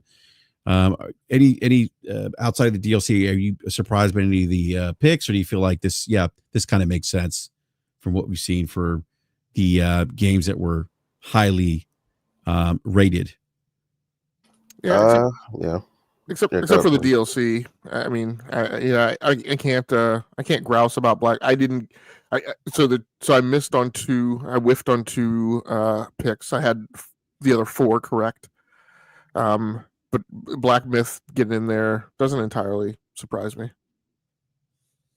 Yeah, I was a little surprised by Black Myth Wukong, but I actually do like the nomination of Black Myth Wukong. I mean, it's from a smaller studio. It's a good game. I mean, it's I think it does the Souls-like formula well. And it's a new entry. It's a new franchise. I'm assuming there's going to be a sequel. But it's a new entry. It's a new title. And this is this developer's first AAA release. And I thought they did well. I mean, it's not a perfect game, but they did a lot of things well for their first endeavor as in releasing a AAA title, especially incorporating some of the Souls elements, which can be difficult at times, but for other developers to pull off. But Astrobot I thought was great. Haven't played the card game, and I'm loving Hamp. I know you're going to say JRPGs don't win game of the year, but I think this could be the year that happens. With Final Fantasy VII Rebirth, Shadow of the Erdtree, and Metaphor ReFantazio. Yeah, this definitely could be that year. I mean, personally, like you said, as far as surprises, Balatro was still a surprise for me. Not as much of a surprise as it was for a lot of people, mainly because some of the other shows that I have listened to, I know Sacred Symbols, one of the guys on there, he was talking about how he let his wife play on his Steam Deck, and she didn't want to give it back after she got a hold of Balatro, and he had to set it up on her laptop for her. And I know another number of reviewers were just going crazy about it all year, but it's like it never made news. You know what I mean? Like people were just constantly talking about it, like personally, like, oh, I love that game. Oh, it's so good, so good, so good. And I mean, it was still a surprise to me for game of the year, but given who's voting on it and the people that I heard talk about it the most were reviewers, it wasn't as surprising for me as everybody else. Like everybody else was just blindsided. So yeah, that's probably the most surprising pick. Like you said, the DLC wasn't really as much because they put out that whole statement, 3 hours before the announcements or however long. And we're just like, oh yeah, by the way, DLC, and I was just like, okay, we obviously know why you did that. But yeah, I mean, I think JRPGs have a strong shot this year. Clearly. It could go either way, because people were also going insanely crazy, especially from a reviewer perspective over Astrobot, and rightfully so. As someone who doesn't really enjoy platformers all that much, I actually really enjoyed Astrobot, so that's saying a lot in and of itself. So yeah, there's so many good things. And then, like you said, Black Myth Wukong. Again, I'm not really a Souls-like person, and as much as they try to say that game is not a Souls-like, it is definitely that. I don't really care what they say. But I don't really like those either, and I actually really love that game. And from a visual and technical standpoint, they did some stuff that blew me away, and it's very hard to do lately. You know So about Black Myth Wukong? yeah, Black Myth. Yeah, Yeah, they did. Yeah, I mean, like the world is. I mean, Jesus, that opening sequence. yeah, and that wasn't even like the That wasn't beginning. even Like no. there was some stuff that happened like when you got, I believe, the third or fourth chapter, like one of there's just like an idea where like a battle where you, if you know, I don't know if you got that far, but there's a battle where No, I'm not there yet. you can get big and small is what I'll say. So like you can change sizes, and that battle was insane. Like it just blew Oh my my mind. Yeah, like I was like, wait, what is happening here? This is crazy, and it goes through multiple stages, and it's just like one of the most creative, insane visual perspective things I've ever seen. And I was just like, I really thought was really liking this game, and then I was just blown away throughout this whole sequence. And I was like, I don't think I've ever seen anything quite like this done. This is just so visually impressive, so beautiful. Of course, you know, I was playing on PC, maxed out, so it was just, you know, the best visual representation of the game that you could get. And I was just mind blown, which, like I said, is very hard to do nowadays. It's a beautiful. I mean, it's a beautiful looking game, and the combat so good. So good. But yeah, man, I mean, I don't think I really see anything up here that doesn't deserve it. I mean, obviously, I'm talking about all these other games, but Metaphor, regardless, is my game of the year. Yeah, mine too. So I very much recognize that as a top tier, and I'm glad they recognized it at the very least as a nominee, even if it doesn't win. Like I said, the whole thing with Erdtree, the only thing, like I said, that bothers me is, like I said, I know how long it takes to make a game, you know what I mean? And I get that. One thing that and you've been gaming a long time, you know, we all have in here, right? We all remember, and I know freaking Logic for sure. People are surprised by the size. I keep seeing people saying Erdtree is so big, and that's why they believe it deserves it. Like it's like another game. Like I keep seeing that comment, and I'm like, you realize PC expansions were actually another game for a very long time. They were sold in shrink wrapped boxes on retail shelves. Yeah, exactly. Yeah. So But I was they were called DLC. They were called expansion packs. Expansion packs, exactly.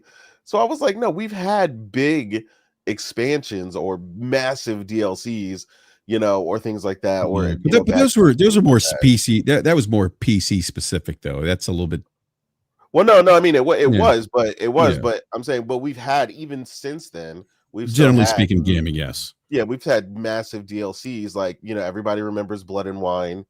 You know, more recently, the Blood and Wine was good. Exactly. Those were massive. Those were huge undertakings in and of themselves. So we've had really big DLCs before, and nobody was like, oh, well, you know, yeah, throw that in the Game of the Year nominee. That's what I was saying. I was like, that's why I thought it was odd that they did it all of a sudden, because, you know, their whole thing is like, oh, you could always be nominated, and people were like, yeah, I don't know about that. So yeah, it's kind of odd, but I mean, I'm over it, because I'm just like, man, the Souls community is just strong, so they're just gonna get whatever they want. So I just accepted it and let it go. I really hope they don't win, because honestly, the game has had more than enough success. They've literally gotten Game of the Year already, and I rather someone else get it. I really don't care which other one gets it. I just hope it's not them. Mainly, just the studios had it. They don't need it. The studio sold over 25 million. That you can't ask for more success than they've gotten already, and they'd be perfectly fine not winning it. You know, I think the recognition alone they've gotten for Erdtree has been phenomenal. They did great. But yeah, I'm not really mad at the nominees, and I get people's excitement and enjoyment for that. But the only other thing that I'll say about Urtree, that the reason I really don't think it really deserves it, is because listening to people who actually do love it, right? Like Luca and Slow-Mo and all of them, when they were playing it and when people were done with it, I still didn't feel like it was as good as people are saying it was now. Like, yeah, some people are like, oh, it's the best game ever made. Like, and I'm like, wait, but I heard differently when people were finishing the DLC, that like certain aspects weren't balanced and other things. And Mhm. yeah, so I heard some gripes, when people were actually neck deep in it and they were just finishing it. And I was like, okay, I feel like I'm feeling some honesty coming from a lot of people. Yeah. Real quick, Nate, the let's see, 1, 2, 3, 4 of the games in the game of the year nomination game of the year category. 4 of the nominees are the top 4 rated games of Metacritic. Shadow of the Erdtree 94 Metascore, Astrobot 94 Metascore, Metaphor Real Fantasio 94 Metascore, Final Fantasy 7 Rebirth 92 Metascore, Balatro is 90 Metascore. I didn't look up Black Myth, but I think Black Myth is like in the 80s somewhere. It's an 81. And here's 81, yeah. Here's where I am going to dig my heels in and grouse. I'm going to walk back my like this is a problem. I have a problem with number one thing you said, BRAP, and you too, Nate.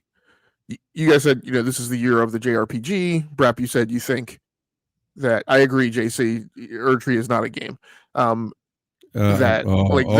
we're gonna have a conversation about that. But go ahead. This is the year, right? My problem with the JRPG picks, there are 2 in this category, right? In this nomination category. My problem is I don't feel that they're representative of the landscape of JRPGs this year.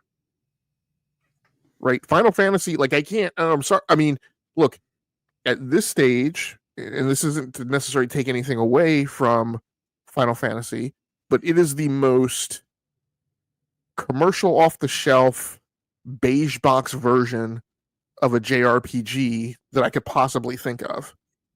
And the landscape for JRPGs this year has been incredibly wide. When you think about Unicorn Overlord, Ayuden Chronicle, Shin Megami Tensei, which granted that's extension of like the original base game. You talk about Legend of Heroes Trails Through Daybreak, right? There's been a high degree of variance of the JRPG content. I don't necessarily think that Final Fantasy is representative of really that resurgence of the JRPG. And Metaphor ReFantasio, while it definitely sticks to the landing, I feel like the DNA of Persona and Shin Megami Tensei, I mean, is definitely a rubber stamp, right? That's on Metaphor ReFantasio. So my point being, my problem with the 2 picks in this category, number 1, Black Myth Wukong, which is in at an 81, and Erdtree, which is DLC.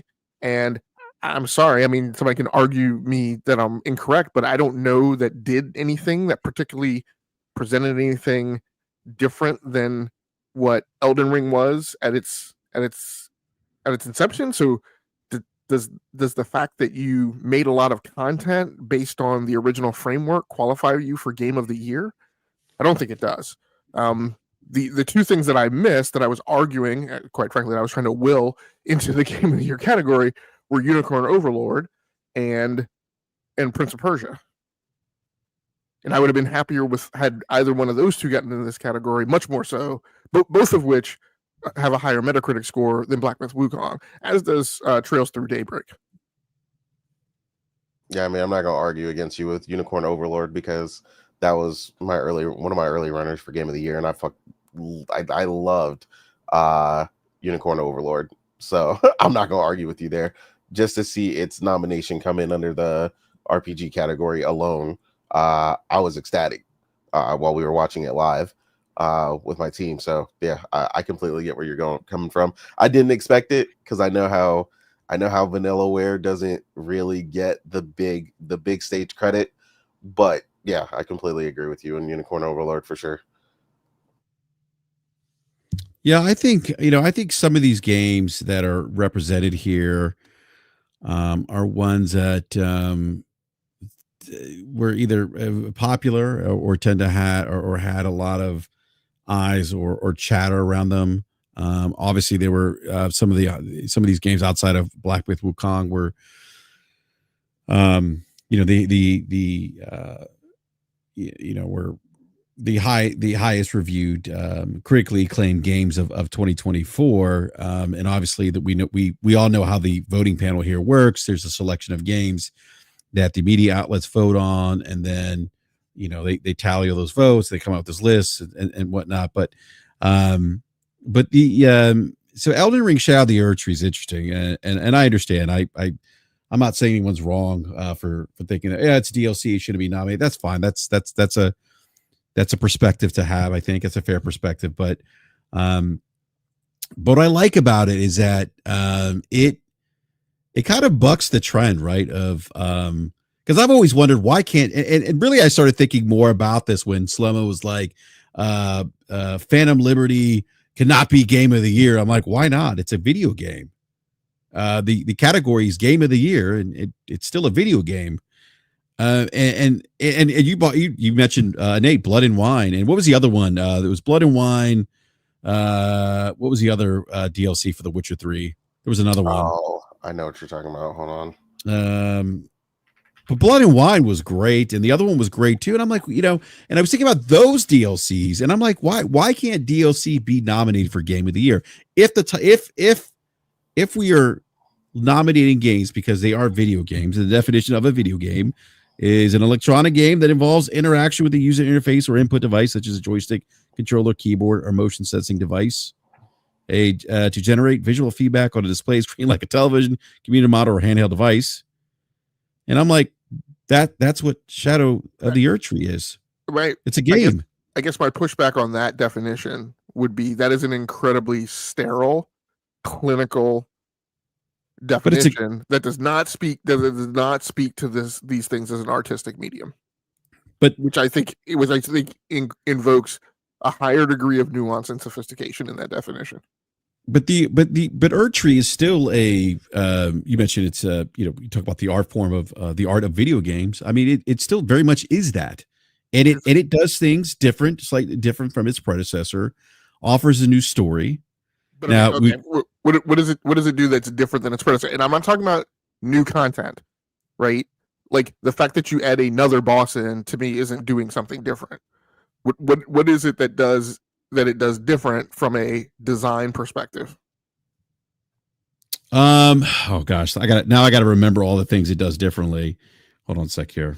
I mean, and adding shards or whatever it added, that's just another form of currency. I mean, we don't give Destiny 2 credit for, right, in all these games as a service credit for like currency palooza of different ways that you have to earn things through the grind. So I don't know that I would count that.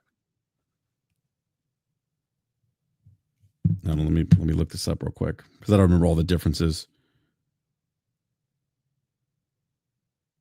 Yeah, but to your point, I mean, I get what you're saying because that's what a lot of people's argument is, but it's not even complicated for me.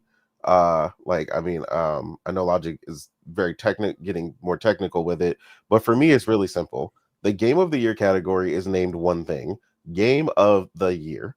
If the game did not come out that year and you cannot play it standalone, it is not a game of that year. Like the category, the name is in the category. Like, but my pushback to that is that it's still a video game. That has been my only pushback. Wait. It is a video game that came out in 2022, which you cannot play without it. That is my issue. Now, if it was standalone, if we're talking Miles Morales or something, I'd give it to you. But it's not. You literally you can't even jump into it. Like, you have to have the game. You have to have played the game significantly. This is something fans of the series have stressed significantly when the game came out. And then get to that point in order to play it. So it's like it's not a standalone.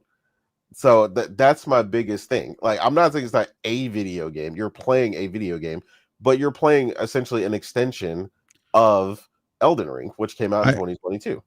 I would agree with that if the Game Awards, the governing body, had said, you know what, this is how this is what a game must be in order to be considered for Game of the Year. Then it must be a standalone game. That it can't be DLC. They've never said that. All right, so in the 10 years of the Video Game Awards. They said they didn't actually update it. They said they just were making it clear. But they've also never nominated one either, which that's why I said I find it weird, because we can obviously point out DLCs that were just as praised in prior years that were never nominated. And I think that they honestly made that statement because I don't even think the people voting knew that DLC could be voted on for Game of the Year, because there's definitely, like you said, and the other one was Heart of Stone. I mean, to Ham's question about, like, does it do anything? I think you said from a design perspective differently. It doesn't do anything drastically different. There are some obviously the progression system's been tweaked. There are some obviously different armor sets, spells, dungeons, bosses, things like that. Different challenges that aren't found in the base that weren't found in the base game. They were those things to me are content. But we could make the same argument for Final Fantasy VII Rebirth. It doesn't do anything drastically different than Final Fantasy VII Remake. I mean, there are some tweaks, there are some new things you could do, but it's kind of in the same vein as Shadow of the Erdtree in terms of and I would agree with you. And, I think the one bit of give I would give on Final Fantasy VII, and I'm not like super hardcore arguing for it, because there's also a reality of how this thing works, right? Resident Evil 2 remake, which was definitely without question, there are redesigned elements right in that game. It does not play exactly like the original version of that game, right? And yet that game was snubbed across all 4 of the big game award shows right that year. I think one of the biggest things this got was like for like audio quality or something like that, which what that said to me is like, look, the industry itself doesn't hold these things in the same regard, right, as other games. So here's like, I think a big part of my pushback is, so here's the Game of the Year webpage, right, on the TGA site, which says recognizing a game that delivers the absolute best experience across all creative and technical fields. Another description that I would ascribe to, it's not necessarily from the TGA side, is Game of the Year Award celebrates the pinnacle of excellence in the gaming industry, recognizing a title that has made a significant impact across various dimensions of game design, storytelling, and player engagement. An award that honors a game that has not only pushed the boundaries of creativity and innovation, but has also resonated deeply with audiences and critics alike. I just don't feel like the Elden Ring DLC means downloadable content. It can also stand for derivative listless content. And I don't feel like Shadow of the Erdtree really ascribes to the ethos of those definitions. But does the definition you just read, do the nominees have to embody all the things you just read, or parts of those things? I think it needs to, because if it's a part of all those things, then I would say Erdtree meets some of those requirements, some of those things that you just read. For my experience playing it, and having played Astrobot, Black Myth Wukong, Final Fantasy VII Rebirth, and Metaphor Refantasio, the only game I haven't played that list is Balatro. But I played the other games, and I would say Erdtree, for me at least, I don't mean to cut you off, Ant, but Erdtree really is one of the best gaming experiences I've had in 2024. Again, Metaphor would be my game of the year, my personal game of the year. But having played all those games, I mean, it is up there in terms of just experience and enjoyment and things like that, and some of the things that you just read from the website there. I'm sorry, go ahead, Ham. So I recognize that. What I would challenge is the inherent bias that has to be in there by definition and nature of the content. That is not an assessment you can make absent from the investment of the experience in Elden Ring itself, because it is an extension of that game. I don't know that would true up with a more independent perspective of ranking all of these games against each other as singular standalone experiences. Your enjoyment of Erdtree is partially based on its extension of an investment that you've previously made that resonated very well with you. But I mean, that I would say the same for Final Fantasy VII Rebirth. Yeah, and like I said, I wouldn't necessarily argue with you about that. Yeah. So let me ask you something, Hap. If Shadow of the Erdtree wasn't a DLC, it was just Elden Ring 2, Shadow of the Erdtree, would that change your perspective? Yes, I would have no argument with that. And it being the same game in terms of mechanics, design, everything. But the only difference is that it's not DLC. That's a huge difference. I see. That's where I don't agree. I look at it as it's a video game. Yes, it's DLC, but it's a video game. But right, and my argument is it cannot be definition equated as the same because it has a dependency. I mean, but the other games don't. Well, I mean, Final Fantasy VII Rebirth would have some level of dependency. If you played the first, you played the second. I mean, even if you play, it doesn't have a tightly coupled dependency. The Erdtree, yeah, well, yeah. I mean, the sense that you don't have to you have to buy Elden Ring. You can buy the bundle, the two games together, and you have to play to a certain point in order to access the Erdtree. But again, I mean, my again, I know I sound like a broken record here. I'm looking at it as just this is a video game. And it's one of the, and I think the critics look at this too. It's one of the better experiences of 2024. Now again, we could all agree or disagree on our individual game of the years or games that we've enjoyed over in 2024. But that's just my perspective, how I look at it with Shadow of the Erdtree. I'm not saying anyone is wrong here on the panel. I think it's an interesting or fascinating conversation to have because we've never had DLC be nominated for Game of the Year. Hey, Hab, real quick, did you say, was it Resident Evil 4 that you said wasn't nominated? No, I was saying Resident Evil 2, which did get nominated, but I would characterize as a game that was not just a remaster. It was definitely a remake. There are definitely mechanical things, sequences of progression that have been altered in that game and updated and tweaked, and quality of life things in that game. So it doesn't play inherently the same as the original. But what I said was the way that played out is the industry did not heap accolades on that game, right? And what that telegraphed to me was that the industry itself doesn't hold that, like a remaster and a remake, and by definition DLC as well, doesn't like in terms of like kind of the perspective I'm talking about. I would rank those as it did win Game of the Year, the Golden Joysticks. Oh, okay. All right. So it did. I mean, it wasn't snubbed in all four. It was snubbed in the other three. So 75%. So yeah, I'll grant you that.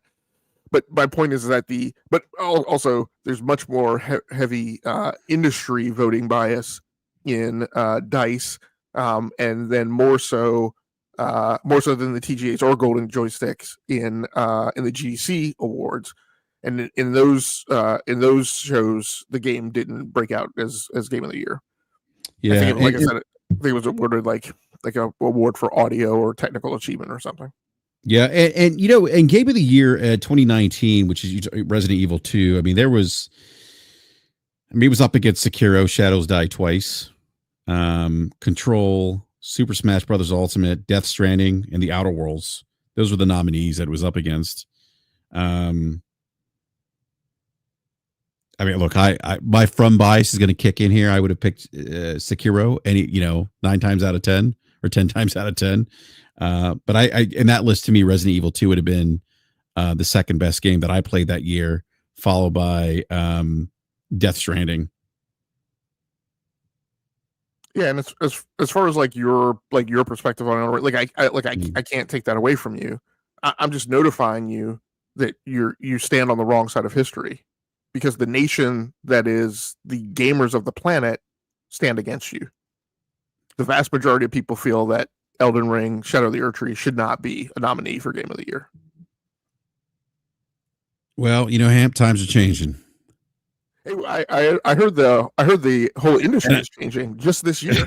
Exactly. Just this year. Look, I'm blazing trails right now. I am advocating for DLC to be nominated in the future. All right. No, and I honestly let me ask you, Nate, a quick question. I mean, I think this sets a new precedent. I wouldn't be surprised if we see future DLC nominated. No, we shouldn't. And this is another problem I have. So now I'm going to assert that this devalues the category. I don't know about that, but go ahead, Hamp. Go ahead. Yeah, I mean now, it's not going to be the last DLC. In fact, this to me, the analog to this is Xbox games going to PlayStation. Because you know what? Now every single year, this is the conversation we have to have. Right? Why did this DLC get in? Why didn't that DLC get in? Every year. But isn't that the same as why wasn't this game nominated versus this other game? I mean, isn't that the same conversation? That conversation is a conversation about quality and about people's different perspectives on games. It's not necessarily a conversation about pedigree. Because I mean, outside to me, Elden Ring, outside of well, at least with Shadow of the Erdtree. I mean, I go back to just my experiences with these games. It's still one of the best games that I've ever played that I played this year. I mean, it's up there. I mean, it is, it is. Yeah, Brett, but did you play Prince of Persia? No, I didn't play Prince of Persia. Did you play Unicorn Overlord? No. I'm just saying. I'm saying out of the games that I played from this list that were nominated for Game of the Year, that this is one of the best games that I played. And that list. Now it's not the best game. Metaphor of Fantasio, I think, is the Game of the Year, and I actually, I think I wouldn't be surprised if it won Game of the Year. I don't think Elden Ring Shadow of the Erdtree is going to win, by the way. But again, I go back to the basic thing of this. It's a game.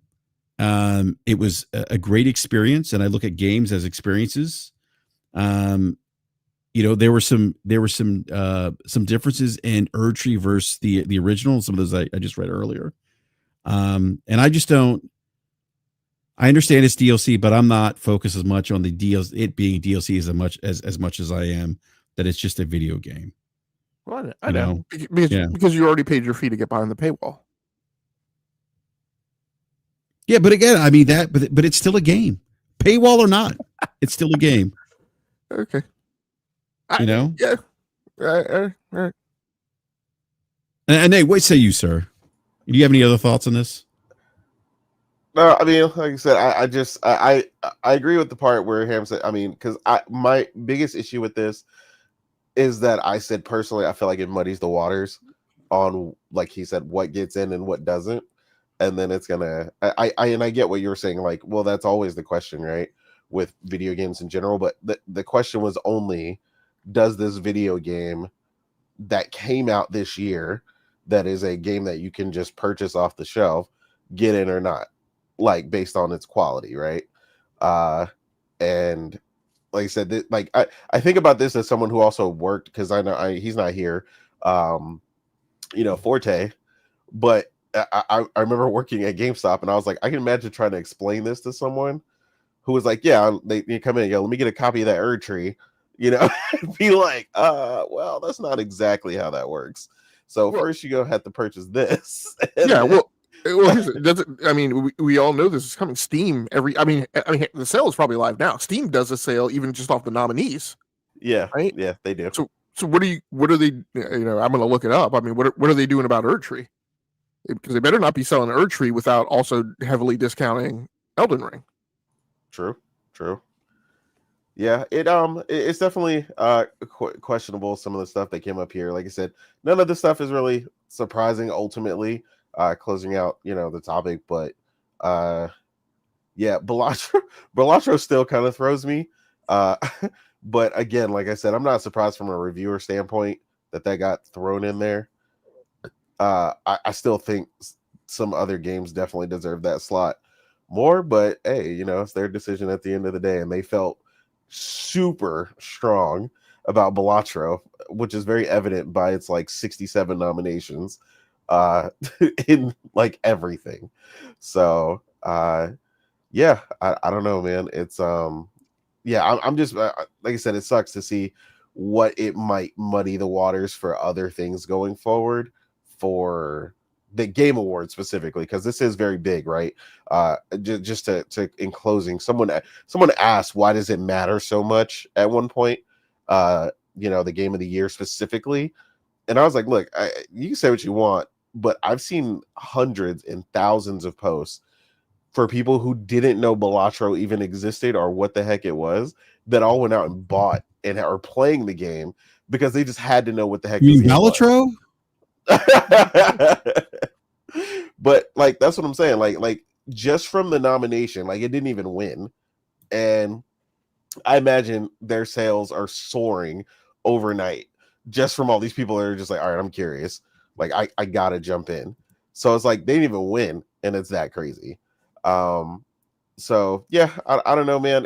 I'm not for it, but it's gonna be interesting going forward. Like you know, Logic said, it's what happens now, because people are gonna definitely feel some type of way, because people have brought up a lot of DLC prior that were like, okay, if this wasn't the rule, why did all these DLCs not get in? Because like some of these, I know specifically Torna for Xenoblade was probably the most praised thing I've seen ever as a DLC. Like people were just like, I mean, this was like Michael Jackson at a concert. Like I'm talking like people crying in the streets, like type of thing.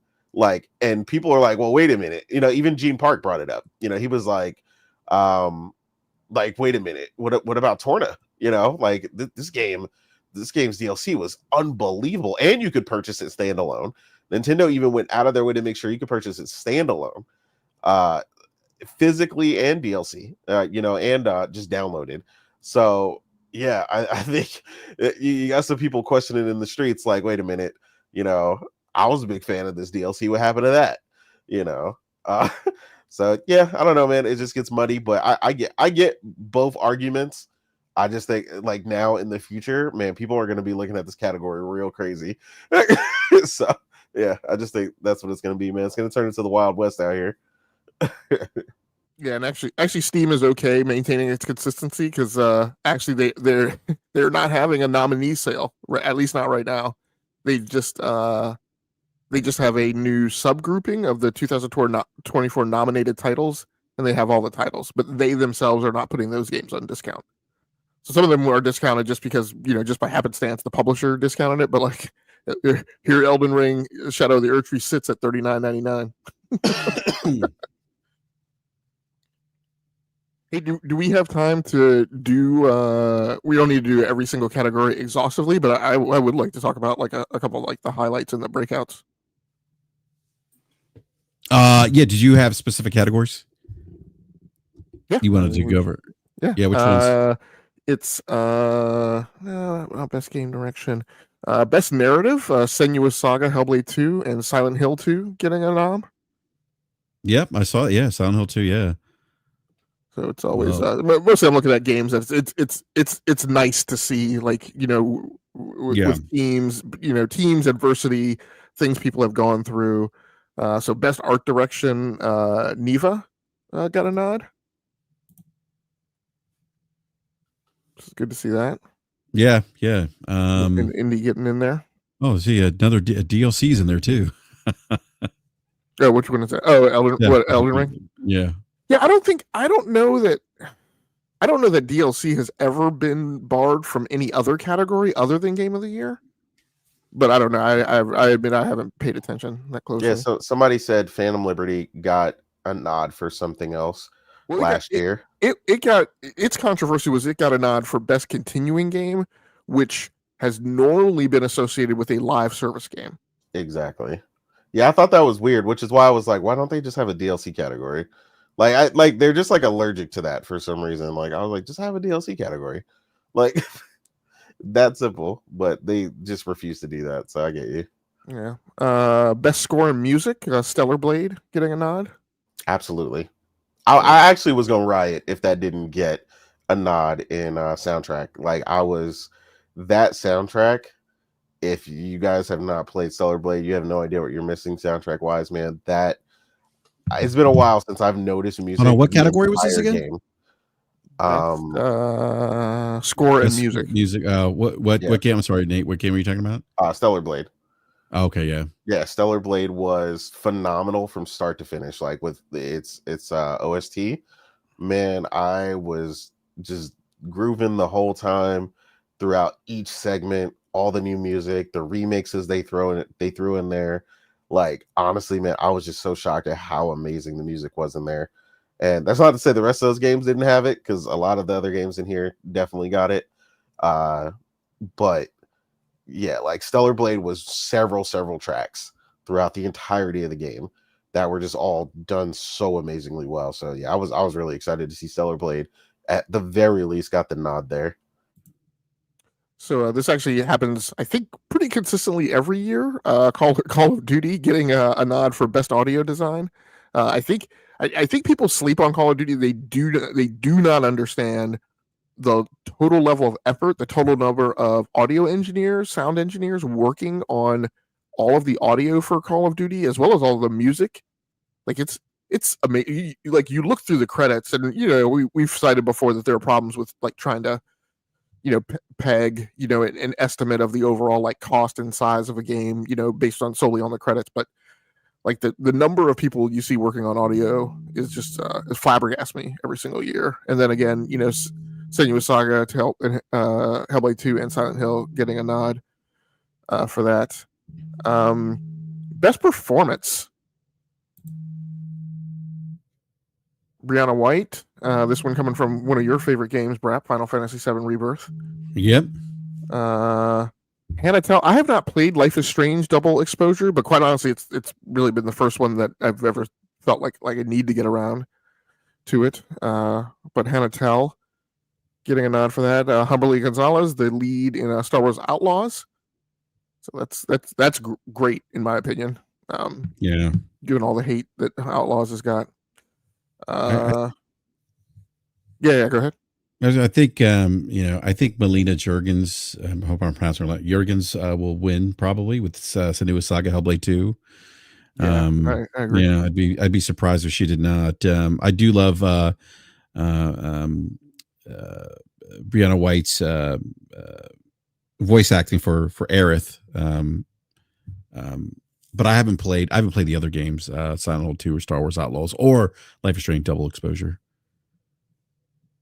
Yeah, and I think that might best ongoing. So it's nice to see Destiny 2 working its way back in that category. I think Destiny 2 has been nominated some years where I would honestly say it did not deserve it. Yeah, I think it was just getting in that category by default. Hey guys, I think Helldivers 2, by the way, for this category might take it, but I could be wrong. I voted Helldivers 2 when I did vote. Yeah, it'll be interesting because or Diablo. Yeah, I mean, with this category, I've always associated, like, to me, you got to have something under your belt, right? This to me is my grouse that I typically have about, like, look, you're a music artist and you put out 3 albums and your 4th album is the best of. Get out of here with that, right? Like, so Helldivers 2, I'm kind of like, look, man, you're, I mean, amongst this cast, you're kind of the rookie on the block, so I just don't know that it has enough under its belt to really lay claim to that. Like, I feel like you need to have some longevity here, and Diablo 4 only exceeds it by a very small amount, right? Because it was a summer release of 2023, or was it earlier than that? I don't remember. No, summer, wasn't it summer? I'm sorry, you talking about Diablo? Yes. Yeah. I don't remember now. I will say this. Let me ask something, Hamp. Do you think Destiny 2, given a little bit of nostalgia here, might take this one? I think there's a good chance that it's going to have, because I mean the thing that Destiny 2, the final shape, did is it brought a lot of people back. Like a lot of people, like exactly, yeah. Call of Duty does that commercial, which I like these commercials. Call of Duty does a commercial of like you're getting your whole squad back together, and like people are like now, I think they've done these commercials where they show them earlier, and then later it's like some of the dudes are in business suits. People are married and have kids now. They're like completely different people.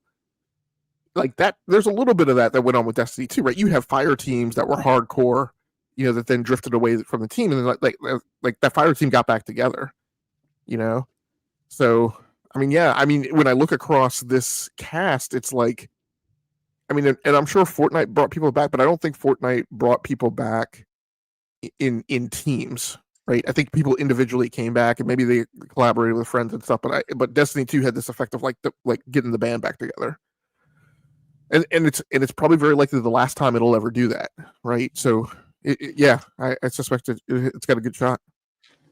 Yeah, I think so too. Yeah. Any other categories, Hamp, you wanted to cover quickly? Yeah, I don't think I can get into. Usually, I have a lot of interest in the indie category, but I've played a bunch of indies this year, but I've actually not played any of these that are in the nomination category. Yeah, I know Animal Well, Balatro, and UFO 50 were highly rated games from Metacritic. Yeah, and I've heard people talk about them that think very highly. Yeah, somebody I know that has played most of those said they would give it to Animal Well. So, and they were ecstatic. I don't know what it is about Animal Well, but yeah, people were just like, "Oh, Animal Well!" Like the moment it came up, like people were going crazy over Animal Well. So, yeah, apparently that game did its job. So, here's another bending of the rules that I just think, we don't need to do it tonight, but I think there needs to be a conversation about the TGAs. Like, Manor Lords is in early access; it's not a released game. So look, my problem as a creator is if I were in this category, I would be like, look, what did Hamp always tell me I have to do? I have to develop my game, test my game, make sure that my game sticks the landing, is relatively free of game-breaking bugs, and he'll buy my game. I did that, but I'm up against a game that hasn't done the same, right? Hasn't hoed the same road that I have. That's a problem, I think. No, I agree, because that'd be like Hades 2 showing up here already when it's not done. So yeah, and they didn't do that because it's not released officially, so it'll show up next year when it's officially released. Yep. So yeah, and I get that. Hamp, here you go. Prince of Persia: Lost Crown under best action adventure game. Yeah, I see that. For some weird reason, they have the categories down at the bottom this year. So nice to see Warhammer 40,000 Space Marine 2 getting in best action game. I saw on the Steam page, the whole reason I wanted to do this is I saw on the Steam page that Star Wars Outlaws was in there. I was like, what did Outlaws get nominated for? But yeah, Prince of Persia and Outlaws got into best action adventure game. So yeah, Legend of Zelda, by the way, too, since there was no Nintendo pick in GOTY. Best RPG, Dragon's Dogma squeaks its way in. Dragon's Dogma 2, yeah, I saw that. Yeah, despite releasing the marketing team edition at launch. That's funny, man. Yeah. Yeah, best multiplayer is kind of interesting. Call of Duty, Black Ops 6, Helldivers 2, Super Mario Party Jamboree, Tekken 8. Tekken 8 was another highly rated game this year. Warhammer 40,000, Space Marine 2. All good games. Yeah. People who were playing 40K though, like Warhammer Space Marine 2, that it was not going to. Because I had some people who were playing it. Like I don't know. Some people are like, this doesn't really affect me. But I know some of the people I'm cool with on like Twitter and stuff, they are very affected by the game they're playing in the moment. And like a bunch of them were like, yeah, Warhammer Game of the Year. I mean, I don't think any of them feel that way now after the other games they've played. But I told a lot of people earlier, I was like, dude, Warhammer is not going to get in the Game of the Year category. Like, it's not going to make it. This is why I always advocate that, in my personal opinion. I know BRAP and I are about to have a very old war over this. I'm like, nobody should be uttering the terms GOTY and applying it to any game until November. Yeah, because you just don't know. I disagree, but go ahead. I say this. I say you can throw that out and it can change at any point in the year. It could be, or it doesn't change. Well, what I always tell people is my front runner currently for my game of the year is this. Like that's how I always phrase it, right? Because like early on, Unicorn Overlord, then I played Stellar Blade, and then Metaphor. So it's like it didn't change like crazy, but like I was like, oh, okay, we just keep one upping, But yeah, I've definitely had games early on be like the game of the year and then just stay that, like, period. But I feel like if you're approaching that as if you're betting at the horse track, then I feel the honesty in it should be maybe this is my game of the year, but I'm holding out for these 3 releases which could upset it. Yeah, right. Yeah. Like I feel like you have to acknowledge what you see coming down the pike. Absolutely. Yeah, you do.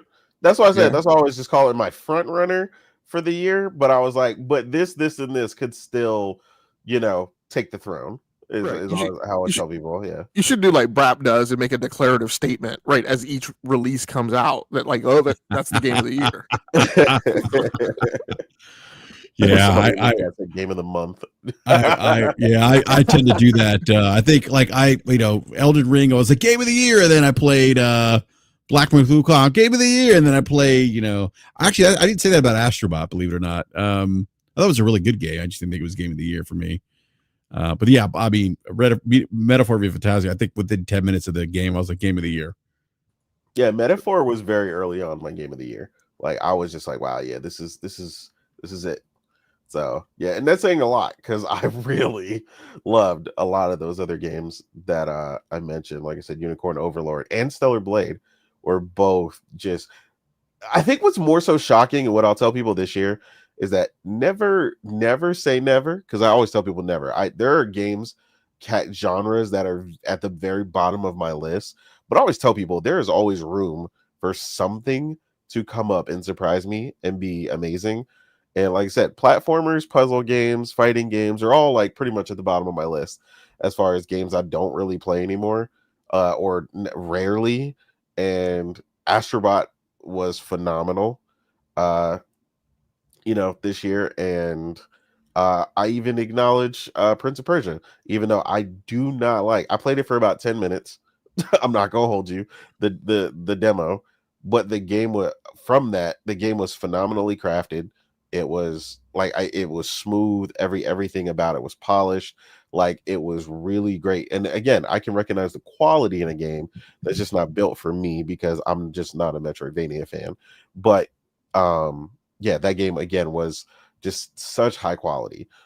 It did not get me past it like Astrobot did, because like I said, I don't really play platformers like that anymore. But Astrobot just. Good gracious, man, that game was just so great. I don't care all the funny comparisons to like previous Mario games and stuff. I'm like, look, man, there's so many platforms you can jump on. Like, let's get over that. But yeah, Astrobot just did its thing as far as being a breakout hit in the category for platformers. I mean, I saw people talking about Mario. I mean, I get it, but I mean, other games borrow from other games. I mean, that's not new. But it's still the execution of it, right? Like you still have to execute, whether you're borrowing design elements or you're inspired by, as a developer, inspired to create a game based on a game that you loved, that you played maybe when you were younger, or you grew up playing, or you played recently. I mean, those things aren't, those aren't give me's, right? And that's what I was, when I saw these people say this stuff, I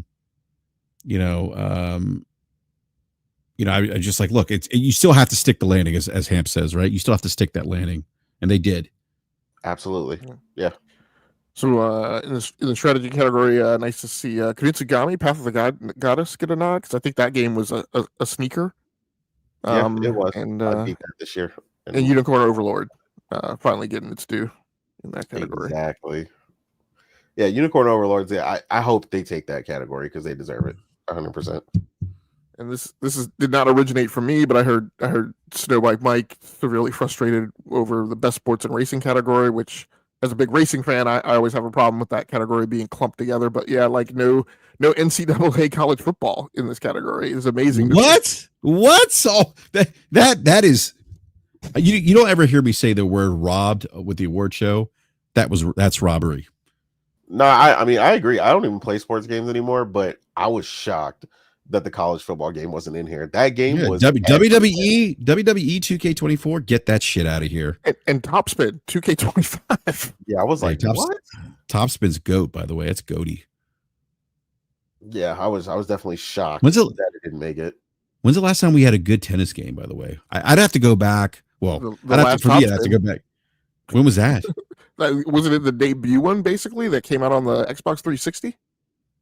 I mean, that's the last time to me that there was one out that like kind of like took the news cycle by storm, right? For its period of time, right? It got its 15 minutes of fame in the sunlight because people were surprised, right? A tennis game. You know, I for me it was the original Xbox Topspin, and it was also it was part of XSN. Remember that Xbox Sports Network? Oh well, yeah, I could be confused. Yeah, the original Xbox. That came out in 2003. Yeah, that was the that was the last Topspin that I played. But apparently this one's pretty good from what I've read or I've heard people who've played it say it's pretty good. Yeah, and I like these most anticipated games, even though this is kind of a goofy category. But like it's because it's nothing but AAA, games. Hey, easy there. Yeah, but I like these picks. Where's that best? Where's best anticipated? I'm not looking here. It's got to be right there to your right. Right, you just skipped over. Yeah, there you go. Look, I will say this. I mean, you're right. They're all AAA games, Hamp. Metroid Prime 4 Beyond. I think Grand Theft Auto 6 is good, or 5 is going to win. Or sorry, Grand Theft Auto 6 is going to win this. You think? Like, yeah. I mean, again, thinking about the voting body, I don't know that all of them are looking that forward to Grand Theft Auto 6. I mean, it's going to shake the industry, and from a news cycle perspective, it's going to be big. But as far as like from a what those people actually want to play, yeah, I mean, and it's going to make a ton of money. But from like what those people are actually like want to play, like me from a gameplay perspective, and again, I mean, I'm caveating this because I'm on PC only too, so I got to wait for these things to be ported over. But to me, Death Stranding 2 and Ghost of Yotai. To me, both of those. And I mean, I'm gonna get access to Monster Hunter Wilds first, but in terms of just like what I imagine will be just a big experience, right? To me, both of those games are things that I would be looking forward to more so than things that are gonna make a big commercial splash. Yeah. For me, this category particular, Hamp, I mean, I would Death Stranding 2, Ghost of Yote for me, Metroid. I mean, just this is nostalgia for me. Clear. I mean, 110% nostalgia. Metroid Prime 4 Beyond. I mean, Metroid Prime was teased years ago by Nintendo. We saw the lettering Metroid Prime 4, and that was all we got. And then it's been through a little bit of development hell, if I remember correctly. But I mean, Metroid's just one of those games I grew up. I mean, I forget the first Metroid on the NES, and so to me, that's one of my most anticipated games. A lot of that's nostalgia for me. Grand Theft Auto 6, like, yeah, I'm excited, but I haven't been like totally, overly excited about Grand Theft Auto in years. I would say that again, Death Stranding 2, Ghost of Yote, Metroid Prime 4 being my most anticipated are up there for me in this category. What about you, Nate?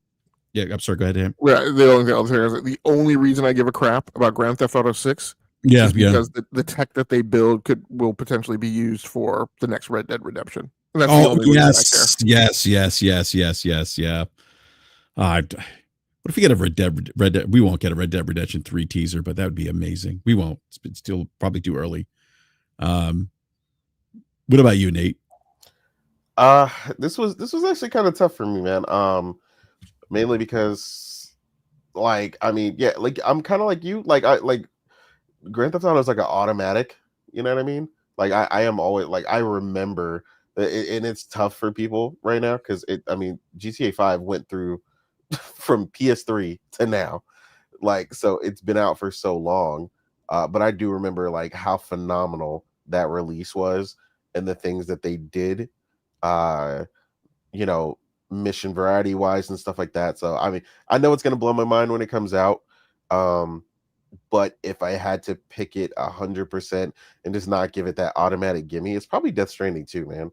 Like just like knowing what they did in one, especially plus the with the director's cut and the content that they added in there, the things that they're going to do with that, just based off of what we've seen so far, with the new ship and all the other stuff they've shown in the trailers.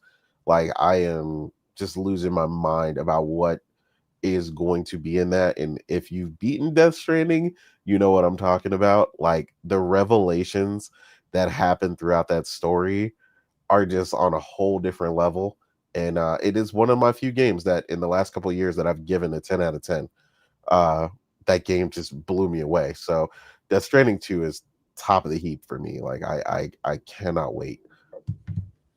So yeah, Man, that story's so good.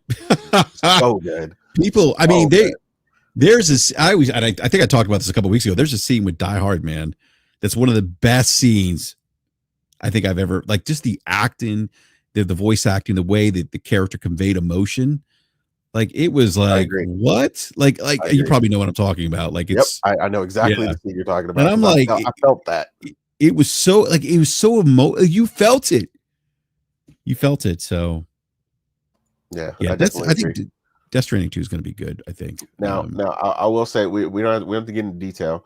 I know a lot of new people are playing it, but the revelation for Mama, you remember what happened? Yes, Mama, right. The whole thing with the two eyes. The two eyes. Yeah, right. That was. I was like, "Are you kidding me?" I was like, I've never seen something like that in a game. Like, in all my years. I was like, that's what's more shocking. I don't think people get it. When you've we've gamed for over 30 years, and you see something new in a game, especially when you read as much as I do, play as many RPGs as I do, and you get something that is a revelation that just like blows your mind, man, I'm telling you, it's on a whole different level. You know, it was Death Stranding is one of those few games where I can say I've never experienced this before. I mean, obviously there's elements that I've, I mean, the traverse, I get that, but just the story, some of its parts. Yes, and the way Kojima conveyed the story and portrayed and the characters and the way he presented those characters. I mean, it was just, I mean, there were things that, like, I didn't pick up on, and then I'm like, oh, wait a minute, that just clicked. Holy shit. And it's one of those few games where after playing it and beating it, like, I literally thought about it for days. Absolutely. I don't. Speaking of which, I hope we get a remaster at least to the way that Suikoden 1 and 2 is coming out next year, because I don't think you ever got to play my favorite game of all time, which is Xenogears. Because I hope that they at least remaster it. They don't have to remake it. I don't need all the crazy stuff, but at least remaster it in a way that you can play it, because I think it'll do the same thing for you. Because I've had several people get to finally play it this year, and I've had them change their profile pictures, their whole gaming rooms, everything after they played Xenogears. And they were like, this is probably the craziest thing I've ever played in my life.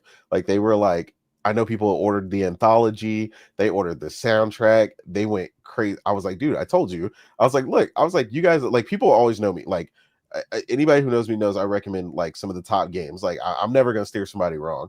As long as it's something that you like, I can probably recommend you some top tier stuff, right? And the couple guys on my list that have played it are just like, this is like world shattering. Like, where were this level, like where did this level of craftsmanship go in RPGs and world building and storytelling and character development? And I was like, dude, I'm telling you, it's because it's not nostalgia, right? This is something I always have to explain to people. Xenogears is not nostalgia for me. It is still the best game to have ever done it in so many categories, right? Like, it's not nostalgia. Like, people are like, oh, I love Ocarina of Time, but they're not playing it today. You know what I mean? Like, it's a memory, it's nostalgia. Like, oh, I love Zelda. When people just say that kind of automatic, or I love Mario, it's not like that.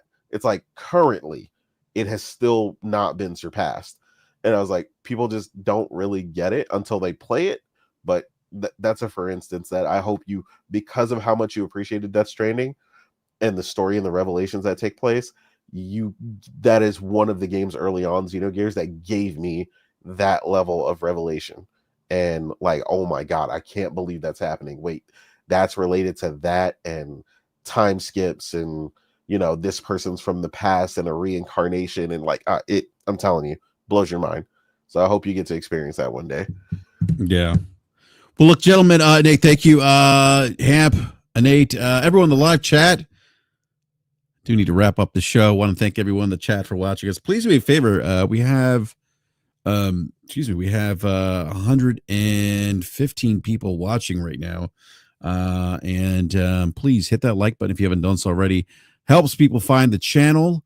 And if you're new, consider subscribing, hitting the bell notification so you are alerted when we go live. And again, big shout out to Hamp and Nate for joining us today. And Nate, Hamp, I would say it's great to see you guys over at Blue Sky Social.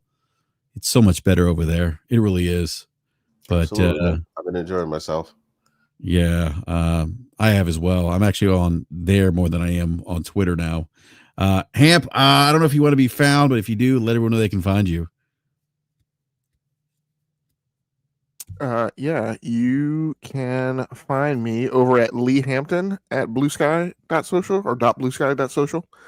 If you want to catch up with my content, you can check me out on the Rounding Off Infinity gaming channel on YouTube. That's where I do my solo podcast talking about games. I'm spooling up, probably do another one of those episodes soon. But more consistently, you can find me on the Enough to Keep Going weekly games podcast Sunday nights at 8 p.m. Eastern time on the E2KG Network podcasting channel on YouTube. Awesome. What about you, Nate? I don't know if you want to be found. If you do, let everyone they can find you. Yeah, you can find me on Twitter or Blue Sky at The Real Nate. It's easy to find. You can also find me every Saturday, typically 5 p.m. Eastern time on the Otter Players podcast. But yeah, that's it, man. I'm good to go. Otherwise, you can find me gaming. That's what I'm gonna be. No doubt, man. No doubt. I just want to say, too, gentlemen, great conversation regarding Game of the Year. It's the kind of conversations I often think are lacking. Different perspectives, nuances, things like that. So thoroughly enjoyed the conversation around Game of the Year, and shout out the Earth Tree. You can find me at BRAP -7 on Blue Sky Social, or at BRAP-7 at Blue Sky Social there, and then BRAP_podcast on X, and then here every Wednesday night on YouTube, 9 p.m. Eastern time. I also do BRAP rants. I'll probably do one later this week. But yeah, again, thank you everyone in the live chat for hanging out with us. We will catch you soon. And everyone enjoy playing video games, because ultimately that's what it's about having fun and enjoying it. And we'll see you next time.